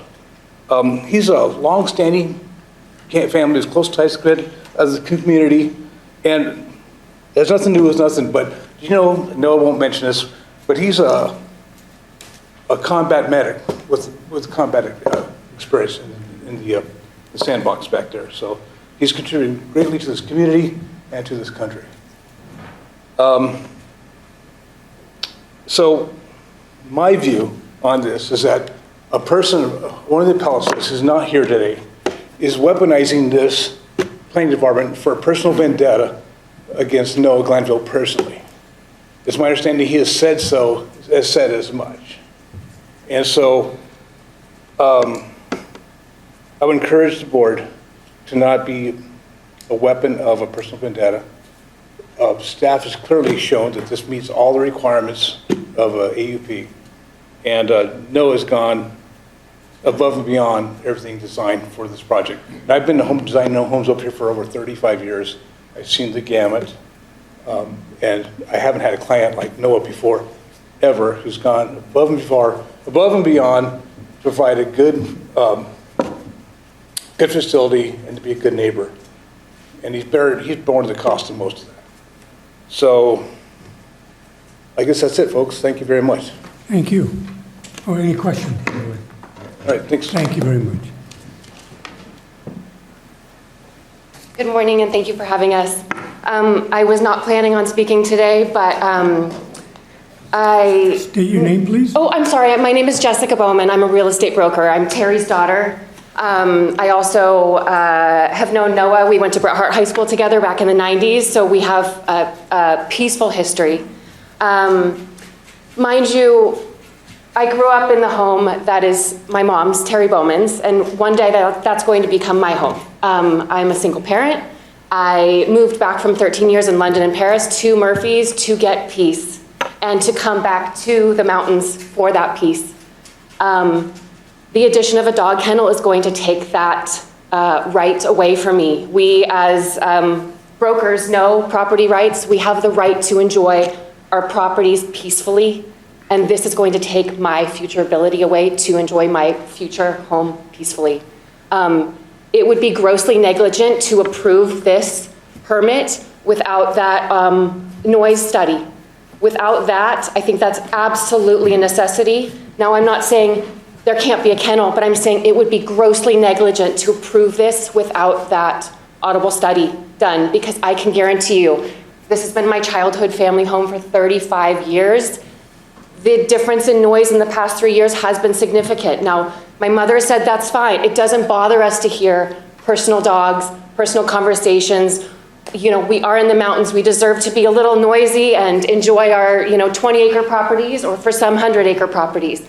But the addition of this kennel is going to pose a significant noise problem, and I can say that with confidence. This is beyond a probability of a problem. This is a certainty. So to allow the Glanvilles to go and spend all this money developing this kennel, to know personally, because I'm so close by, that there will be a noise nuisance, and then animal control is going to have to get involved, things are going to have to change, it's only going to waste his money, because it's going to be a noise problem. I've been on that property since my childhood for over 35 years, and it echoes, and it's just going to be a problem. So I am in here in support of turning down the application. Thank you. Thank you. We do have members of Animal Services. Can I ask that someone would come forward and just give us an assessment on their end? Actually, it's very nice that you're here, and I made the request that you come, so I have a few particular questions, and then if this is appropriate. Certainly. Good morning, Commissioners. Lisa Medina, the Environmental Management Agency Administrator and Animal Services Director, and Michael Vasquez, our Animal Service Manager. Good morning. Morning. Excuse me. It's a regular occurrence that we're seeing you. I assume you have considerable experience with barking dogs. Yes, in the 3 years that I've been overseeing animal control services here, we do get quite a few noise complaints. A lot of them are contentious. They're neighbor disputes. Some of the complaints are unfounded, but some of the complaints have gone to court. You have to show considerable amount of Excuse me, if you could put the section, Annette, if you could put the section up, the 6.10.110, which I think is what you're referring to right now. I'll get it up on the screen.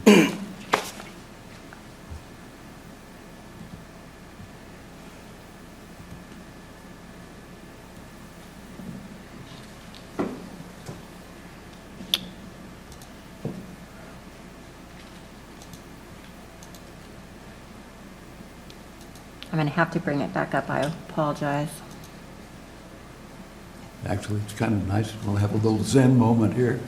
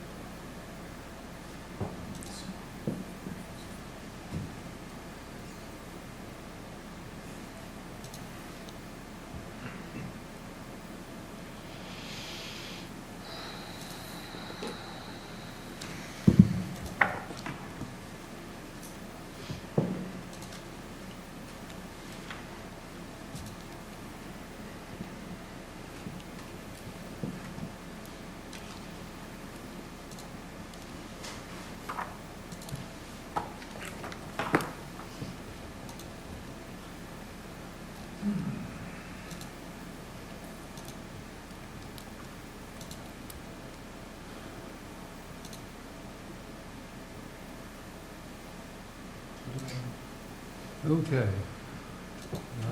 Thank you. So, and I believe that's what you were referring to right now, as far as when you answer complaints, it's usually under correct, this. 6.10.110, the nuisance section.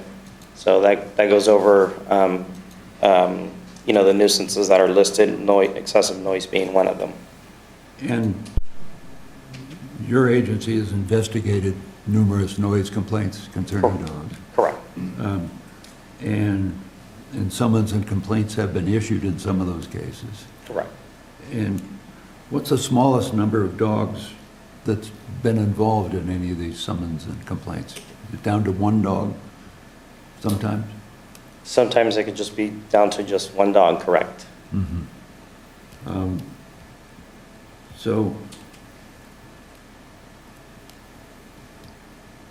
if you picture a 20 by 25 foot kennel with divisions so that there are 5 dogs, but with solid divisions between those dogs, but the opening at the face of the kennel is open to the air. Would you agree with a statement that, and plus another couple of dogs on the same property that are sometimes outside, would you agree with a statement that a kennel such as this would not generate much sound? I mean, that's subjective. Of course, we've heard several people mention this. Excessive is really subjective. I'm not saying excessive, but yeah. Sure. I mean, it's going to elicit sound, of course.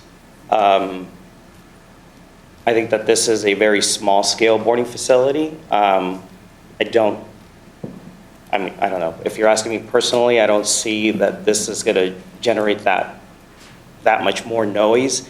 I think we have in the county, from what we've investigated in the past complaints, there's been several people who have more than the legal limit. The legal limit is to own 3 dogs. And so I do believe that there is, the possibility to maintain, more than 3 dogs and not have to, and us not be called in because of a nuisance. So it depends on the circumstances. So it depends on the dogs circumstances, involved. depends on the dogs. Animal behavior is unpredictable, so we can't guarantee whether there's going to be a nuisance barker being kenneled at this facility or not. So, Sure. on a facility such as this, would the sound be at times much louder than at other times? correct, that's going to vary. Usually animals will get excited in the morning during feeding time. That's really normal. All of our dogs, you go and feed them in the morning, they're excited, they're wagging their tail, they're, howling at you or whatever it is. They'll vocalize, and they'll vocalize if there's a person coming, whether they perceive it as threat or just excitement. So there are also equally many times where the animals are completely silent and quiet, and they're just resting, because that's what that's what dogs do a lot of the time of the day, is just rest. So you do have high energy dogs and then low energy dogs. So it depends on the dogs, and also depends on the kind of the cycle during the day. Correct. At some time, 5 dogs plus 2 dogs outside could be creating a significant amount of noise, correct? I think that there are so many variables in this type of application in your question specifically. Even this morning, just as an example, I can hear the dogs are in from our shelter barking from my office. So it's real subjective, but we do find times where the animals are quiet. I routinely go by there just to kind of keep note, and make sure that there's no animals in distress, which there aren't, but just to kind of double check everything and make sure that we're being good neighbors as well here at our government center. Yeah.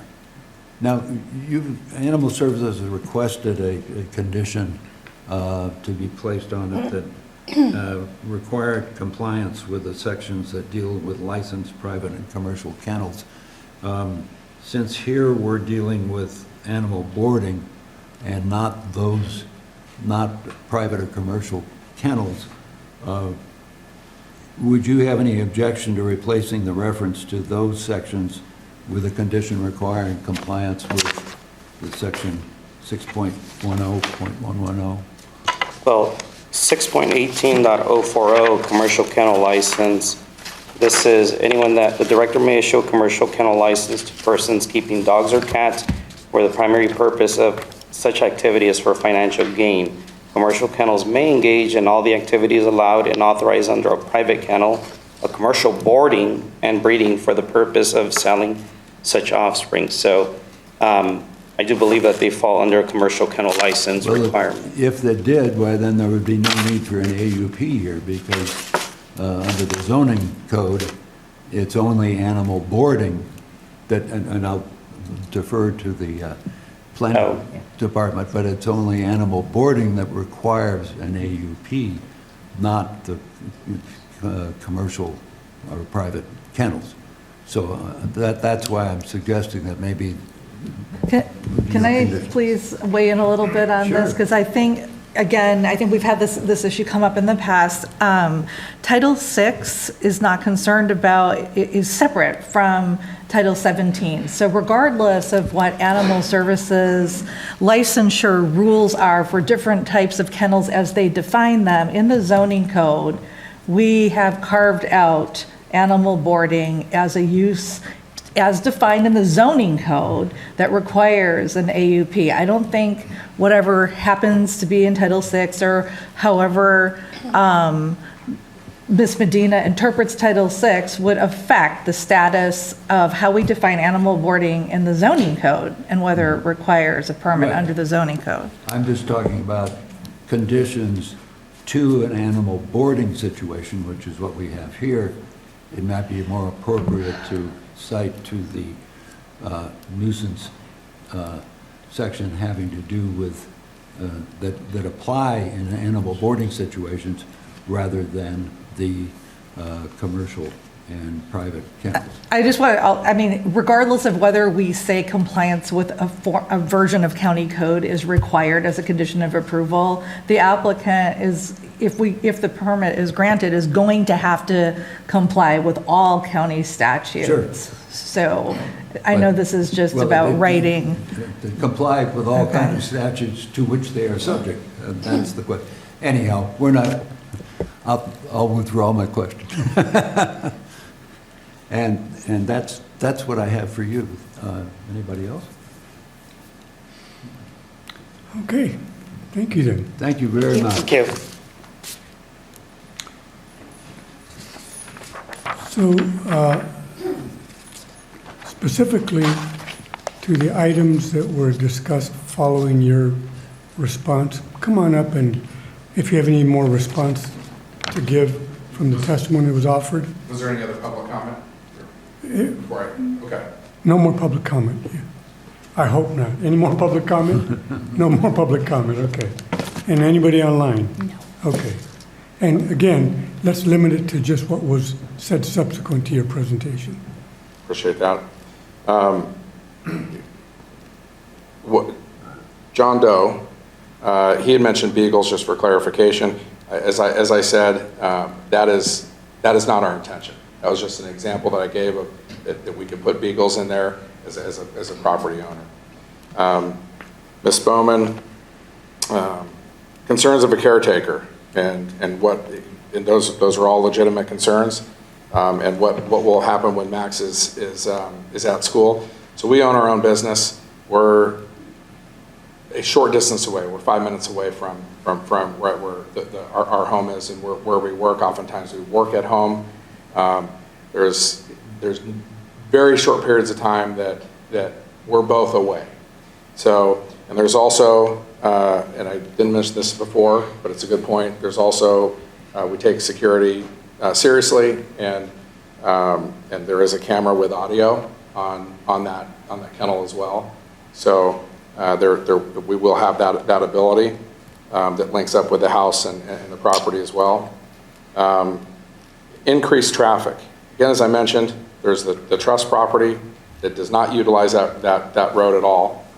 There's also a 15-acre parcel where we have an outbuilding, a shop that we can also build on that will create an additional 7.5 cars per day. And that is not there right now. So there's 2 additional parcels out there that can be built on, producing 15 average trips daily that is not taking place on that road. You cannot see Terry Bowman's house from our house, or vice versa. And there's a massive rock outcropping that divides that property and projects sound up. I'm not saying that she can't hear a gunshot. We can hear gunshots from a long ways away, but you cannot see our house or where that boarding facility would be. Ms. Bowman was pointing out a lot of hypotheticals and worried by what happens today is going to open the door to additional uses. That's not what this is about, as we all know. That what we do, if we put a vineyard and do a tasting room or do events out there, that's not what today is about. I understand that. That's simply a hypothetical. To Jessica Bowman, we have had a peaceful relationship, and there's been, in several conversations with her, she has had no issue with this, and she said her mom didn't have an issue at all with this. Now, obviously, I'd read the letters, knew that wasn't true, but there's been many opportunities for her to come out and her mother and actually see what we're talking, put feet on the ground and actually see that this is not some massive dog boarding facility or an issue. And lastly, the animal department brought up a good point. Feeding time is critical, and that's something I failed to mention earlier. That is a time where animals get very excited. They know when their feeding time is, and when you come in and they all bark, key point there is you always feed animals inside the kennel and not outside. There's no treats, there's no bones, there's no things that they can cage fight over.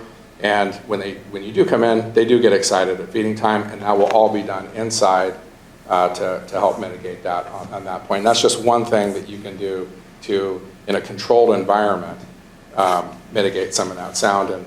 And we live there. We don't want to hear a bunch of dogs barking nonstop and it being loud.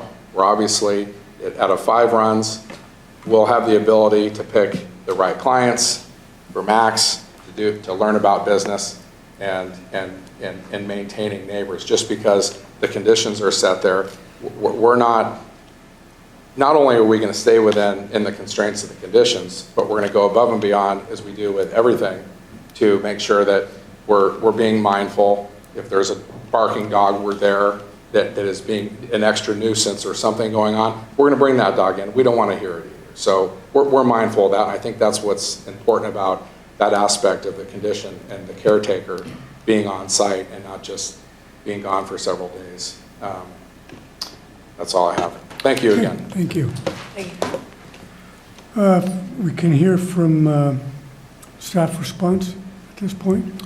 The only response I'd give in regards maybe to the 300-foot notice, noticing that distance is set by the Board of Supervisors, and we stick to that very strictly because it is board directed. And I'm very much against using, a staff member's judgment on expanding, that ring. It would be nice to give a courtesy sometimes to additional people. However, that could be prejudicial to the applicant of like, well, no, the board said you do 300 feet. Why are you doing 1,000 feet in this situation? Why did you do 500 feet? So it is set at 300 feet. It's certainly something that the board could consider changing in the future. But we try to stick strictly to that 300-foot notification. Any questions or comments from the commissioners? No. Okay, I think we're at the point then where, excuse me? We're going to discuss it, or? Yeah, let's go ahead and discuss. Should we give the appellant? Are we? Yeah, so I do think the appellant should be given a chance to rebut as well. And then also afterwards, you would want to close the public hearing portion before deliberations. So then, the appellant or their attorney can come up and make any final points.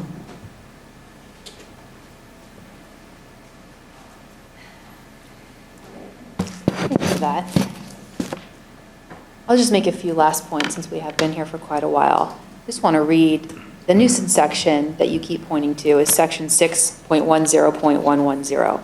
And it states, no person shall keep, maintain, or permit either willfully or through failure to exercise proper control on any lot, parcel of land, or premises under his or her control, any animals, including livestock, which disturbs the peace and comfort of the inhabitants of the neighborhood or interferes with the reasonable and comfortable enjoyment of life or property.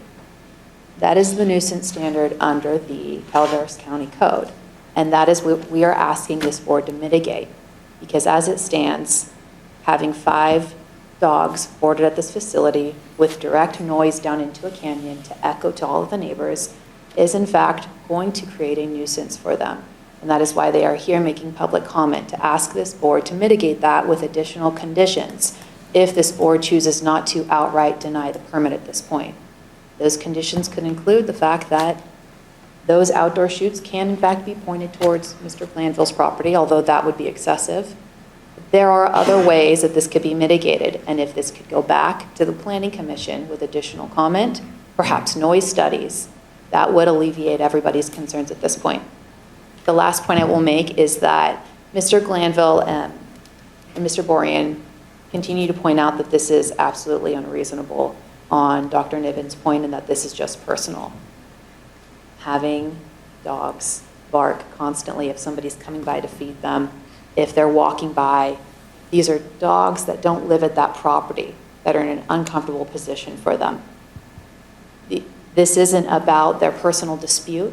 Yes, they did have one. Yes, they did settle it. Yes, that dispute started with Mr. Glanville forcing an issue with Dr. Niven. It had to do with whether or not the road was going to get paved. Yes, there are personal issues as there are with any neighbors. This is a new issue that just began. It has nothing to do with what's happened between them previously. And at this point, Dr. Niven simply just wants to be able to enjoy his property peacefully. With his dog boarding facility, he's not going to be able to do that. And that's why we are asking this board to mitigate that nuisance that is going to occur as a result. Thank you. Thank you. Okay, now at this point, I did not state or insinuate it was a personal vendetta from Mr. Niven or Dr. Niven. So I just want to make that clear. That was not what I was saying. It was stated by a person who's one of the appellants who's not in this room. duly noted. Thank you. Okay, thank you, guys. Okay, now at this point, we'll go ahead and have some discussion. Yes, we will close, by the way, public comment at this point, and we'll move on to discussion. Now, could I just suggest that we discuss the noise issue to start with? As if we determine that the AUP, that the appeal should be granted on the basis of the noise issue, we don't need to get involved with the road easement issues. So it might be good to take them one at a time. That's fine. I'm very impressed with the Glanville's intentions of having as good of a situation as possible for the kennel, with having the dividers in between the individual dogs sections, and having them inside at night. But I think what we really have to keep in mind here is that we have to look at the legal test that's provided by the ordinances. And if you could bring back up the required findings ordinance, the 17.30.050, while she's doing that, I'll just read the one required finding that has to be supported by evidence is that the proposed use will not have the potential to adversely affect the public health, safety, or general welfare of the community, nor be unreasonably detrimental to surrounding properties or improvements. And we've heard the legal interpretation that the general welfare of the community would not be necessarily broader than the neighbors surrounding this property. So we have to look at whether it has the potential to adversely affect the public health, safety, or general welfare nor be unreasonably detrimental. We have, from the pictures, we can see that there's a direct line of sight to the Nevin property, and we have the evidence that just spoken voices, not raised voices, it said, could be heard from a neighbor's house on Sheep Ranch Road. And this test, of course, applies daytime or nighttime. And I believe that 5 dogs in a kennel, plus occasionally 2 dogs owned by the Glanvilles outside, definitely has the potential to adversely affect the public health, safety, or general welfare of the community, or possibly to be unreasonably detrimental to surrounding properties or improvements. The fact that there's foliage between the sound source and the neighbor, I think is basically irrelevant, because from my own experience, having like a 7-foot hedge between heavy traffic and a yard makes no difference, where a wall would make a difference. So I believe that with a situation where just spoken voices could be heard by a neighbor, the addition of 5 dogs in a kennel, there would definitely be a threat of very loud noises at some points during the day, if not continuously. And I think the appeal should be granted on that ground without the necessity for taking the position on the road issues. Anybody else on the noise? I echo Tim's sentiment. If you guys were in a vacuum, your project would be no problem at all. But I don't believe that noise issues have been addressed sufficiently either, so. I don't know how you can possibly address noise issues with a dog. They bark. A large percentage of the population owns dogs, and we all are subjected to barking. Basically, what you're proposing is that there should be no kennels, it sounds like to me. Listen, I do not like being next to somebody that has a lot of dogs, okay? But I feel like there has to be a place to put dogs. People love their animals, and when they leave home, they want to have a place to put them. And I do feel bad for these people, because, as I mentioned, I am subjected to it.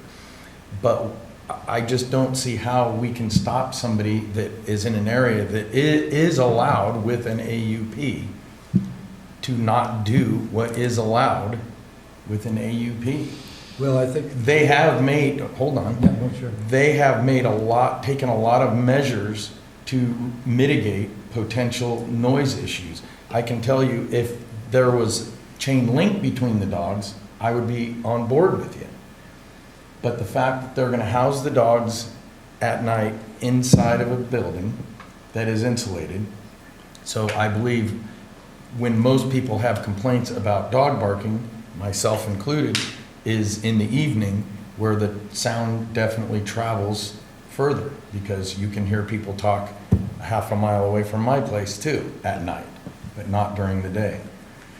There has to be a place for people to house dogs. There just has to be. And I just feel like they have mitigated a lot of the noise issues in my mind, over and above what I would expect some people would have done. And I agree with, I think, everything you say. And I think that's subjective, actually. Well, this is a legal test. I understand, but it seems to me that it's subjective. It's subjective It's not objective, it is subjective. It's It open to requires- interpretation by whoever's reading it. It does. It does require you to determine whether there is a potential for these adverse effects. That has nothing to do with where you're going to put this. Otherwise, that's a question for the Board of Supervisors. This seems defective to me, to be honest with you, because based on this, there should be no kennels, anyone. Well, this is what we are required to follow. The Board of Supervisors can take the issue as to where you're going to put kennels if you're going to allow some neighbors that are going to be disturbed by the barking to have control over whether a kennel. But we don't make the law. The Board of Supervisors does. This is the law that we need to follow, and that's what I think I'm doing. The problem is, we're going off into the unknown. I mean, all of us, I know the Glanvilles are doing what they think is proper, and it is definitely, you're taking measures, but nobody knows how much barking those dogs are gonna do, how much noise they're gonna make, how it's gonna travel across those hilltops. It's not about valleys. If it was in the valley, nobody'd hear those dogs. It's from hilltop to hilltop, when there's nothing but air between them, that you can hear voices, you can hear car doors slam, and if you have a dog barking all day long, but we don't know. So I'm inclined to grant the appeal. I'm inclined to deny the appeal. And I'll tell you why. I think the Glanvilles have done all they can to mitigate the potential of noise being a nuisance. And you're out in a amount of acreage that's rather widespread. The level type capacity of the kennel barely registers in terms of size, small. So I'm inclined to deny the appeal. So now we have 2-2. Yes, we do. Well, so I would take, the default is that the AUP was issued by the planning department. It would take 3 to overturn it. So we don't have 3. Yeah. Okay, so let's take the next issue then, which would be, what was the other, you wanted to address the other issue? Well, The road. The road. If anybody else wants to take a lead on it, that's fine. Well, I think the Glanvilles are breaking the precedent on the road by increasing the traffic, not of their own making, but of their customers. So they are breaking, but it's very minor, and I think they can be mitigated with what we talked about, signage and mirrors, and it is very reasonable for the property owners who the Glanvilles customers are going to pass through to have the Glanvilles indemnicate them on their insurance. I don't think we can actually address whether or not. I'm just saying it's reasonable. Can we impose any, all we are is approving or? You can impose conditions that are land use conditions, but I don't honestly believe the planning commission has jurisdiction to write into terms to do with indemnification. Indemnification is not a nuisance factor under any ordinance that we have. I think that's a private decision. Where are we getting the 7.5? I'm sorry, I don't think I saw that in there, where that originated from. Is that? It's really the what's stated as the average daily trips for a typical single-family residence. So Okay, that's so in the code. it's kind of arbitrary. And it's also tagged to Yes. home occupations. Okay. Yeah. One thing, I do not believe that we have grounds here to step in and say that the easement would be violated by this. I think Seems like a civil. That's not for us to deal with, and even if we look at it, if we're to deal with it as a legal issue, from what I can see, there is no precedent saying that the term private road means you can't have some commercial clients come in. I think it's more a question of the, whether you can invite the public to come in for any purposes that any citizen wants to use. I think for us here, I think that if we are going to reach the question as to whether there'd be a violation of the easement, I would say that there's nothing indicating that there would be a violation of the easement. Yeah, I think what they're proposing doesn't rise to the level of violation. And I just want to say that I know all of us are here to be objective. We were hired to be objective. I know that I vote on things that I am totally against all the time to allow people to do it, because it's the law and it's what they've hired us to do, to be objective and not subjective. And I think that, I feel for you, I definitely do. But to me, it just seems like the case I'm making is an objective case, not subjective. No, I hear you. I feel exactly the same way. Well, Don, Especially I think since you're kind of broad brushing this thing as, well, we can't have kennels or boarding places anywhere. Is certainly we have them and they can have them in other locations. I think it's this location and the particular situation is what the problem is. And I think that's being subjective, actually. Yeah, I guess you're right. Yeah, but we're dealing on a case-by-case basis. We're not board of supervisors making laws for the whole county. If we're complaining about where are people going to have boarding, that's being subjective. Okay, I think we're at a point where we might be able to entertain a motion to deny the appeal and uphold the approval of the AUP. And of course, I cannot do that. I guess it's going to have to be me. I make a motion that we reject the appeal and we allow them to do the kennel. Is there a second to the motion?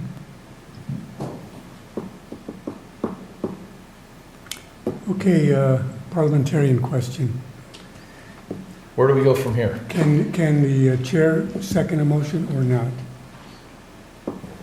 I don't know of any rule that the Planning Commission has that would prevent the chair from making a motion or seconding it. There's a sort of culture of letting the chair let other people make their motions, et Trust me, I'm cetera. trying that one. Yeah. If can a person second a motion and yet vote against it? I mean, that doesn't make sense to me. Well, that doesn't make sense to me either. It's that, as I understand it, you would agree with me on the noise issue, and which would mean that the appeal would be granted. I think you should take a vote on the entire thing. Yeah. Well, that doesn't mean that you agree on all the issues. Right. I mean, unless you're looking at crap. The issue is whether you're upholding Exactly. or denying the granting of the AUP Right. that has already taken place by the planning director. And there's a motion on the table, so do I hear a second to the motion? Not from me. So it has to be you. I will therefore second it. Can we have a vote? All those in favor say aye. Wait a minute, let's make it clear what we're voting to. We're voting to deny the appeal 2025-011 and uphold the AUP 2024-082. Okay. There's been a motion, it's been seconded.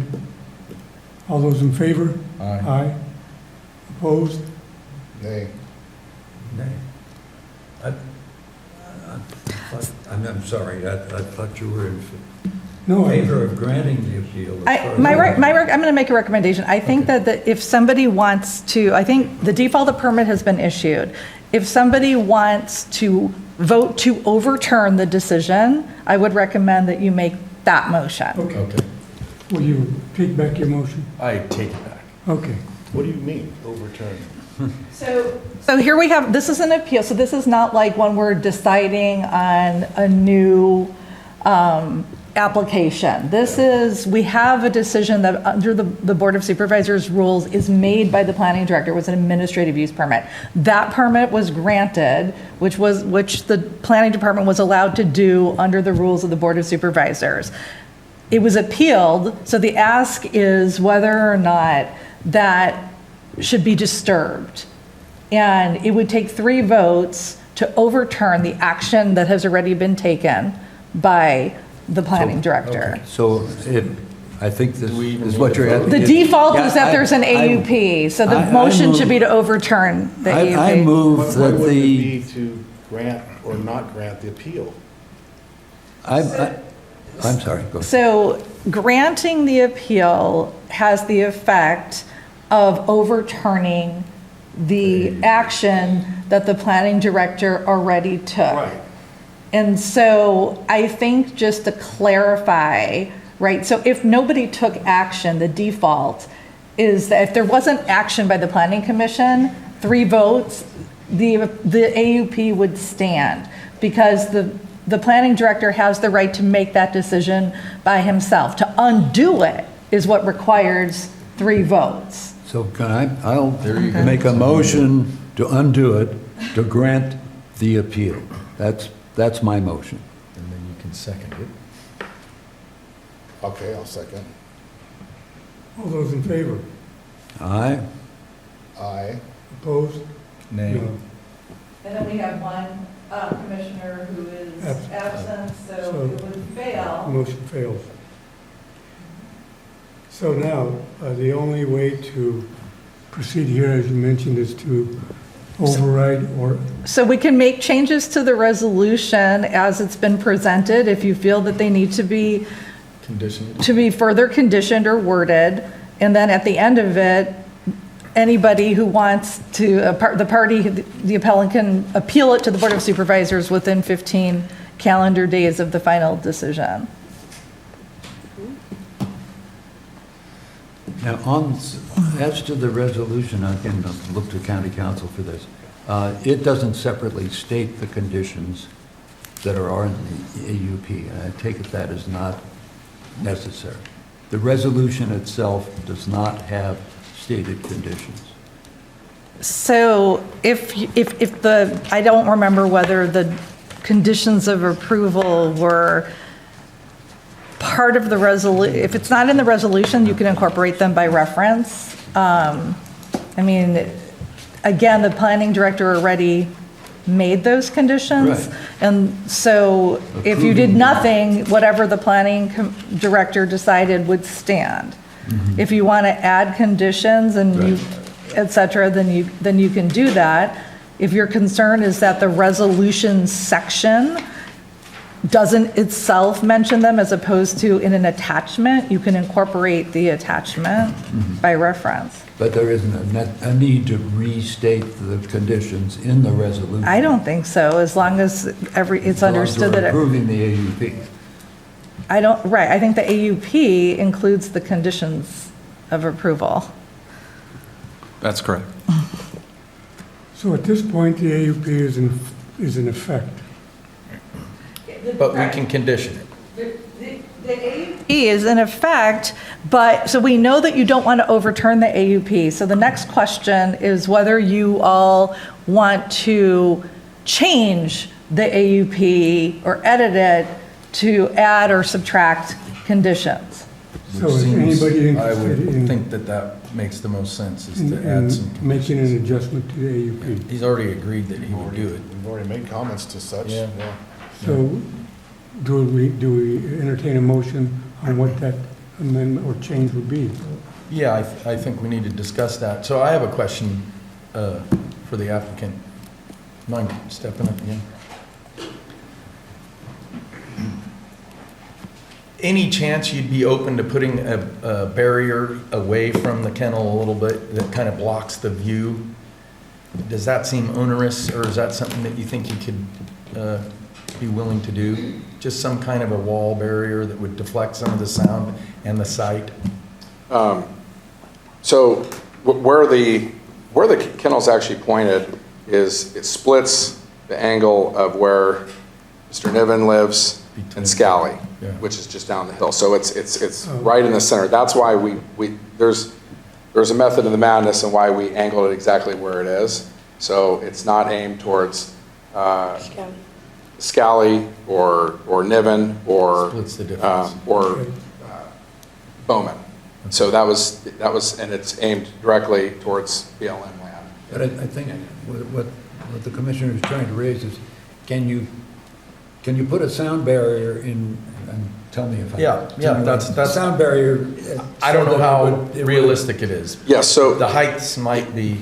Mr. Simpson, is there a possibility of pulling that picture up of the kennel? So the answer is yes, and on the outer sides, on the outer flanks, we do plan to put a partition up on the outside to do exactly that. So it won't be wide open. The only view that the dogs would have is straight out. And not that will decrease that sound. And you would be willing to do that? Absolutely. Okay. We're planning to do that. Okay. But that would We're not... just trying to mitigate some of the What noise. you're planning on doing would not be a barrier that would bounce the sound back up to the Bowmans, right? Correct. I mean, if we're talking, installing or constructing a sound wall or something like you see on a freeway, that's not part of the plan. That would... Something that This is focusing it between neighbors, basically. Right. If I understand what you're saying. Correct. Sounds a weird thing. There's lots of methods of redirecting it, mitigating, canceling it and stuff like that. So, we hope you will. I don't know what we can require that you do, but we hope you will do that. Absolutely, and again, it goes back to reasonable, unreasonable. That's in the eyes of the beholder, right? Unreasonable is one car going down that road. So, as I think Mr. Niven clearly stated, he purchased that land and wants to be alone out there completely, but we did have the right to move out there, and we won't increase traffic than what's allowed out there already, and is significantly lower than what could potentially be out there when it gets developed or more homes go out there.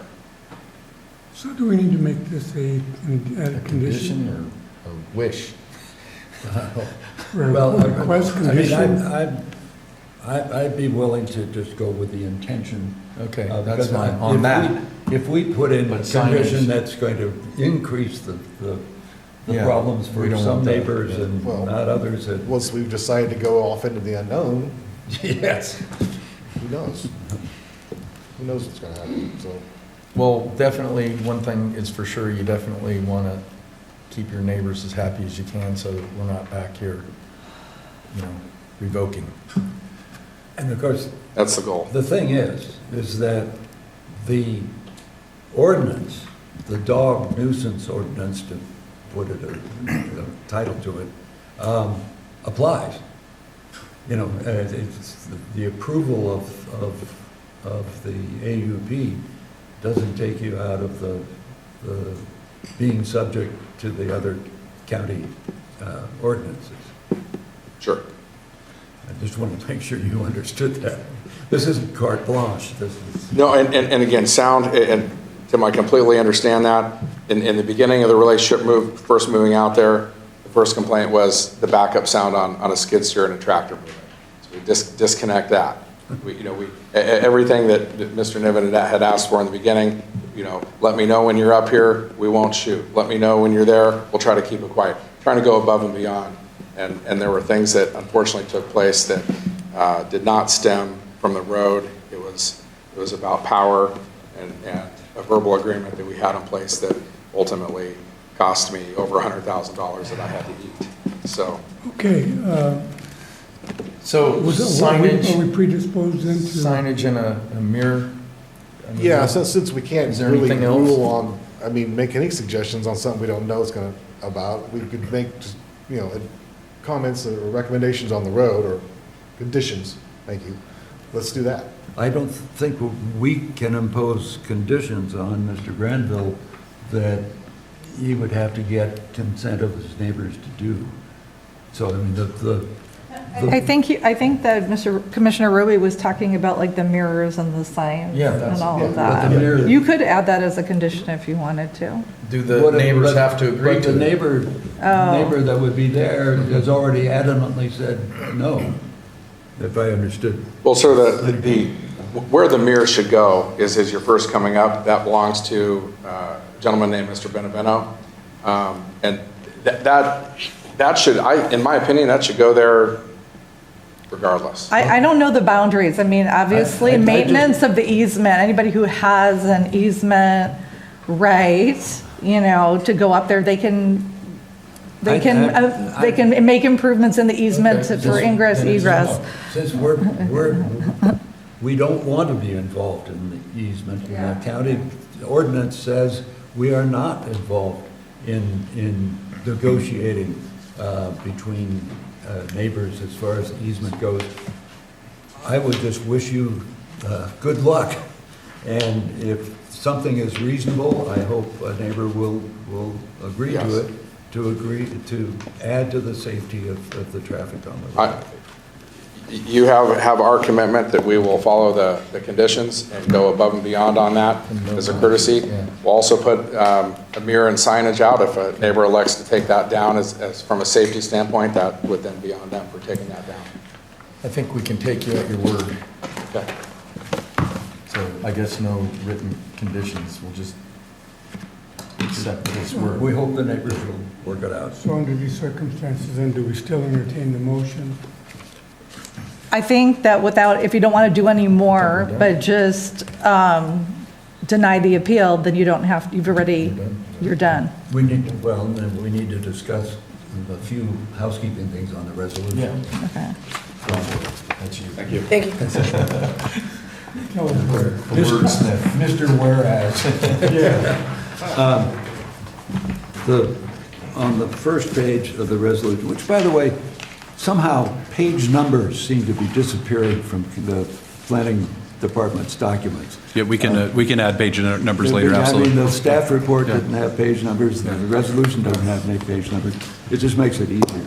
But anyway, on the first page of the resolution, there's no recitation or whereas having to do with today's date, today's hearing, and the fact that the public had input and that sort of thing.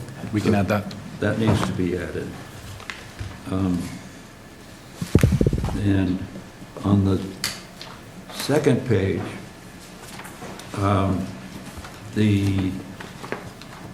under finding 5, the evidence structure, it says the proposed project will construct a 20 by 25-foot dog kennel.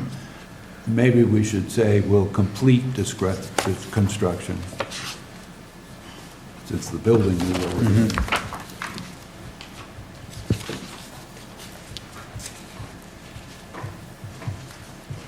And even though I don't agree with the conclusion, I don't have any other nitpicking things to I'd just like to say one more thing. I can tell you if this application was for 10 or 15 dogs, you wouldn't have got it. I would have been along with you. That I wouldn't have gone with that. I'm just letting you know that in advance. So if this comes back for an increased size, I think it's the way you handled it and how small it is the reason why I'm compelled to kind of go along with you doing it. Just for future reference. So just to be clear, what is the formal action we're taking? You're denying the appeal of the planning director's granting of the AUP. And we need a motion for that effect? You do it, or you did already, and so if you're not amending, so now it would be and then also you're voting to amend, you can take a vote to amend the resolution as suggested. I'll make a motion. Do we have any suggestions? That the little. Yeah, there was a couple of items, yes. Don't forget the cookies. Okay, whereas. We have a motion. With the changes, yes. We have a second. I second that. All in favor? Aye. Aye. Opposed? Abstention? Thank you. 4-0. Okay. So this item, this decision is final unless it's appealed to the Board of Supervisors within 15 calendar days. Okay, moving on. Any reports from, No report outs today. I just really appreciate the commission's time. any reports from the commission? What's down the road on our calendar? I believe that our next meeting will more than likely be canceled because we don't have anything in the queue that's imminent, but I will confirm for the meeting date after that. But I believe the next meeting will be canceled. Okay, I think, are we ready to adjourn? Okay, we're adjourned. Thank you. 12 o'clock.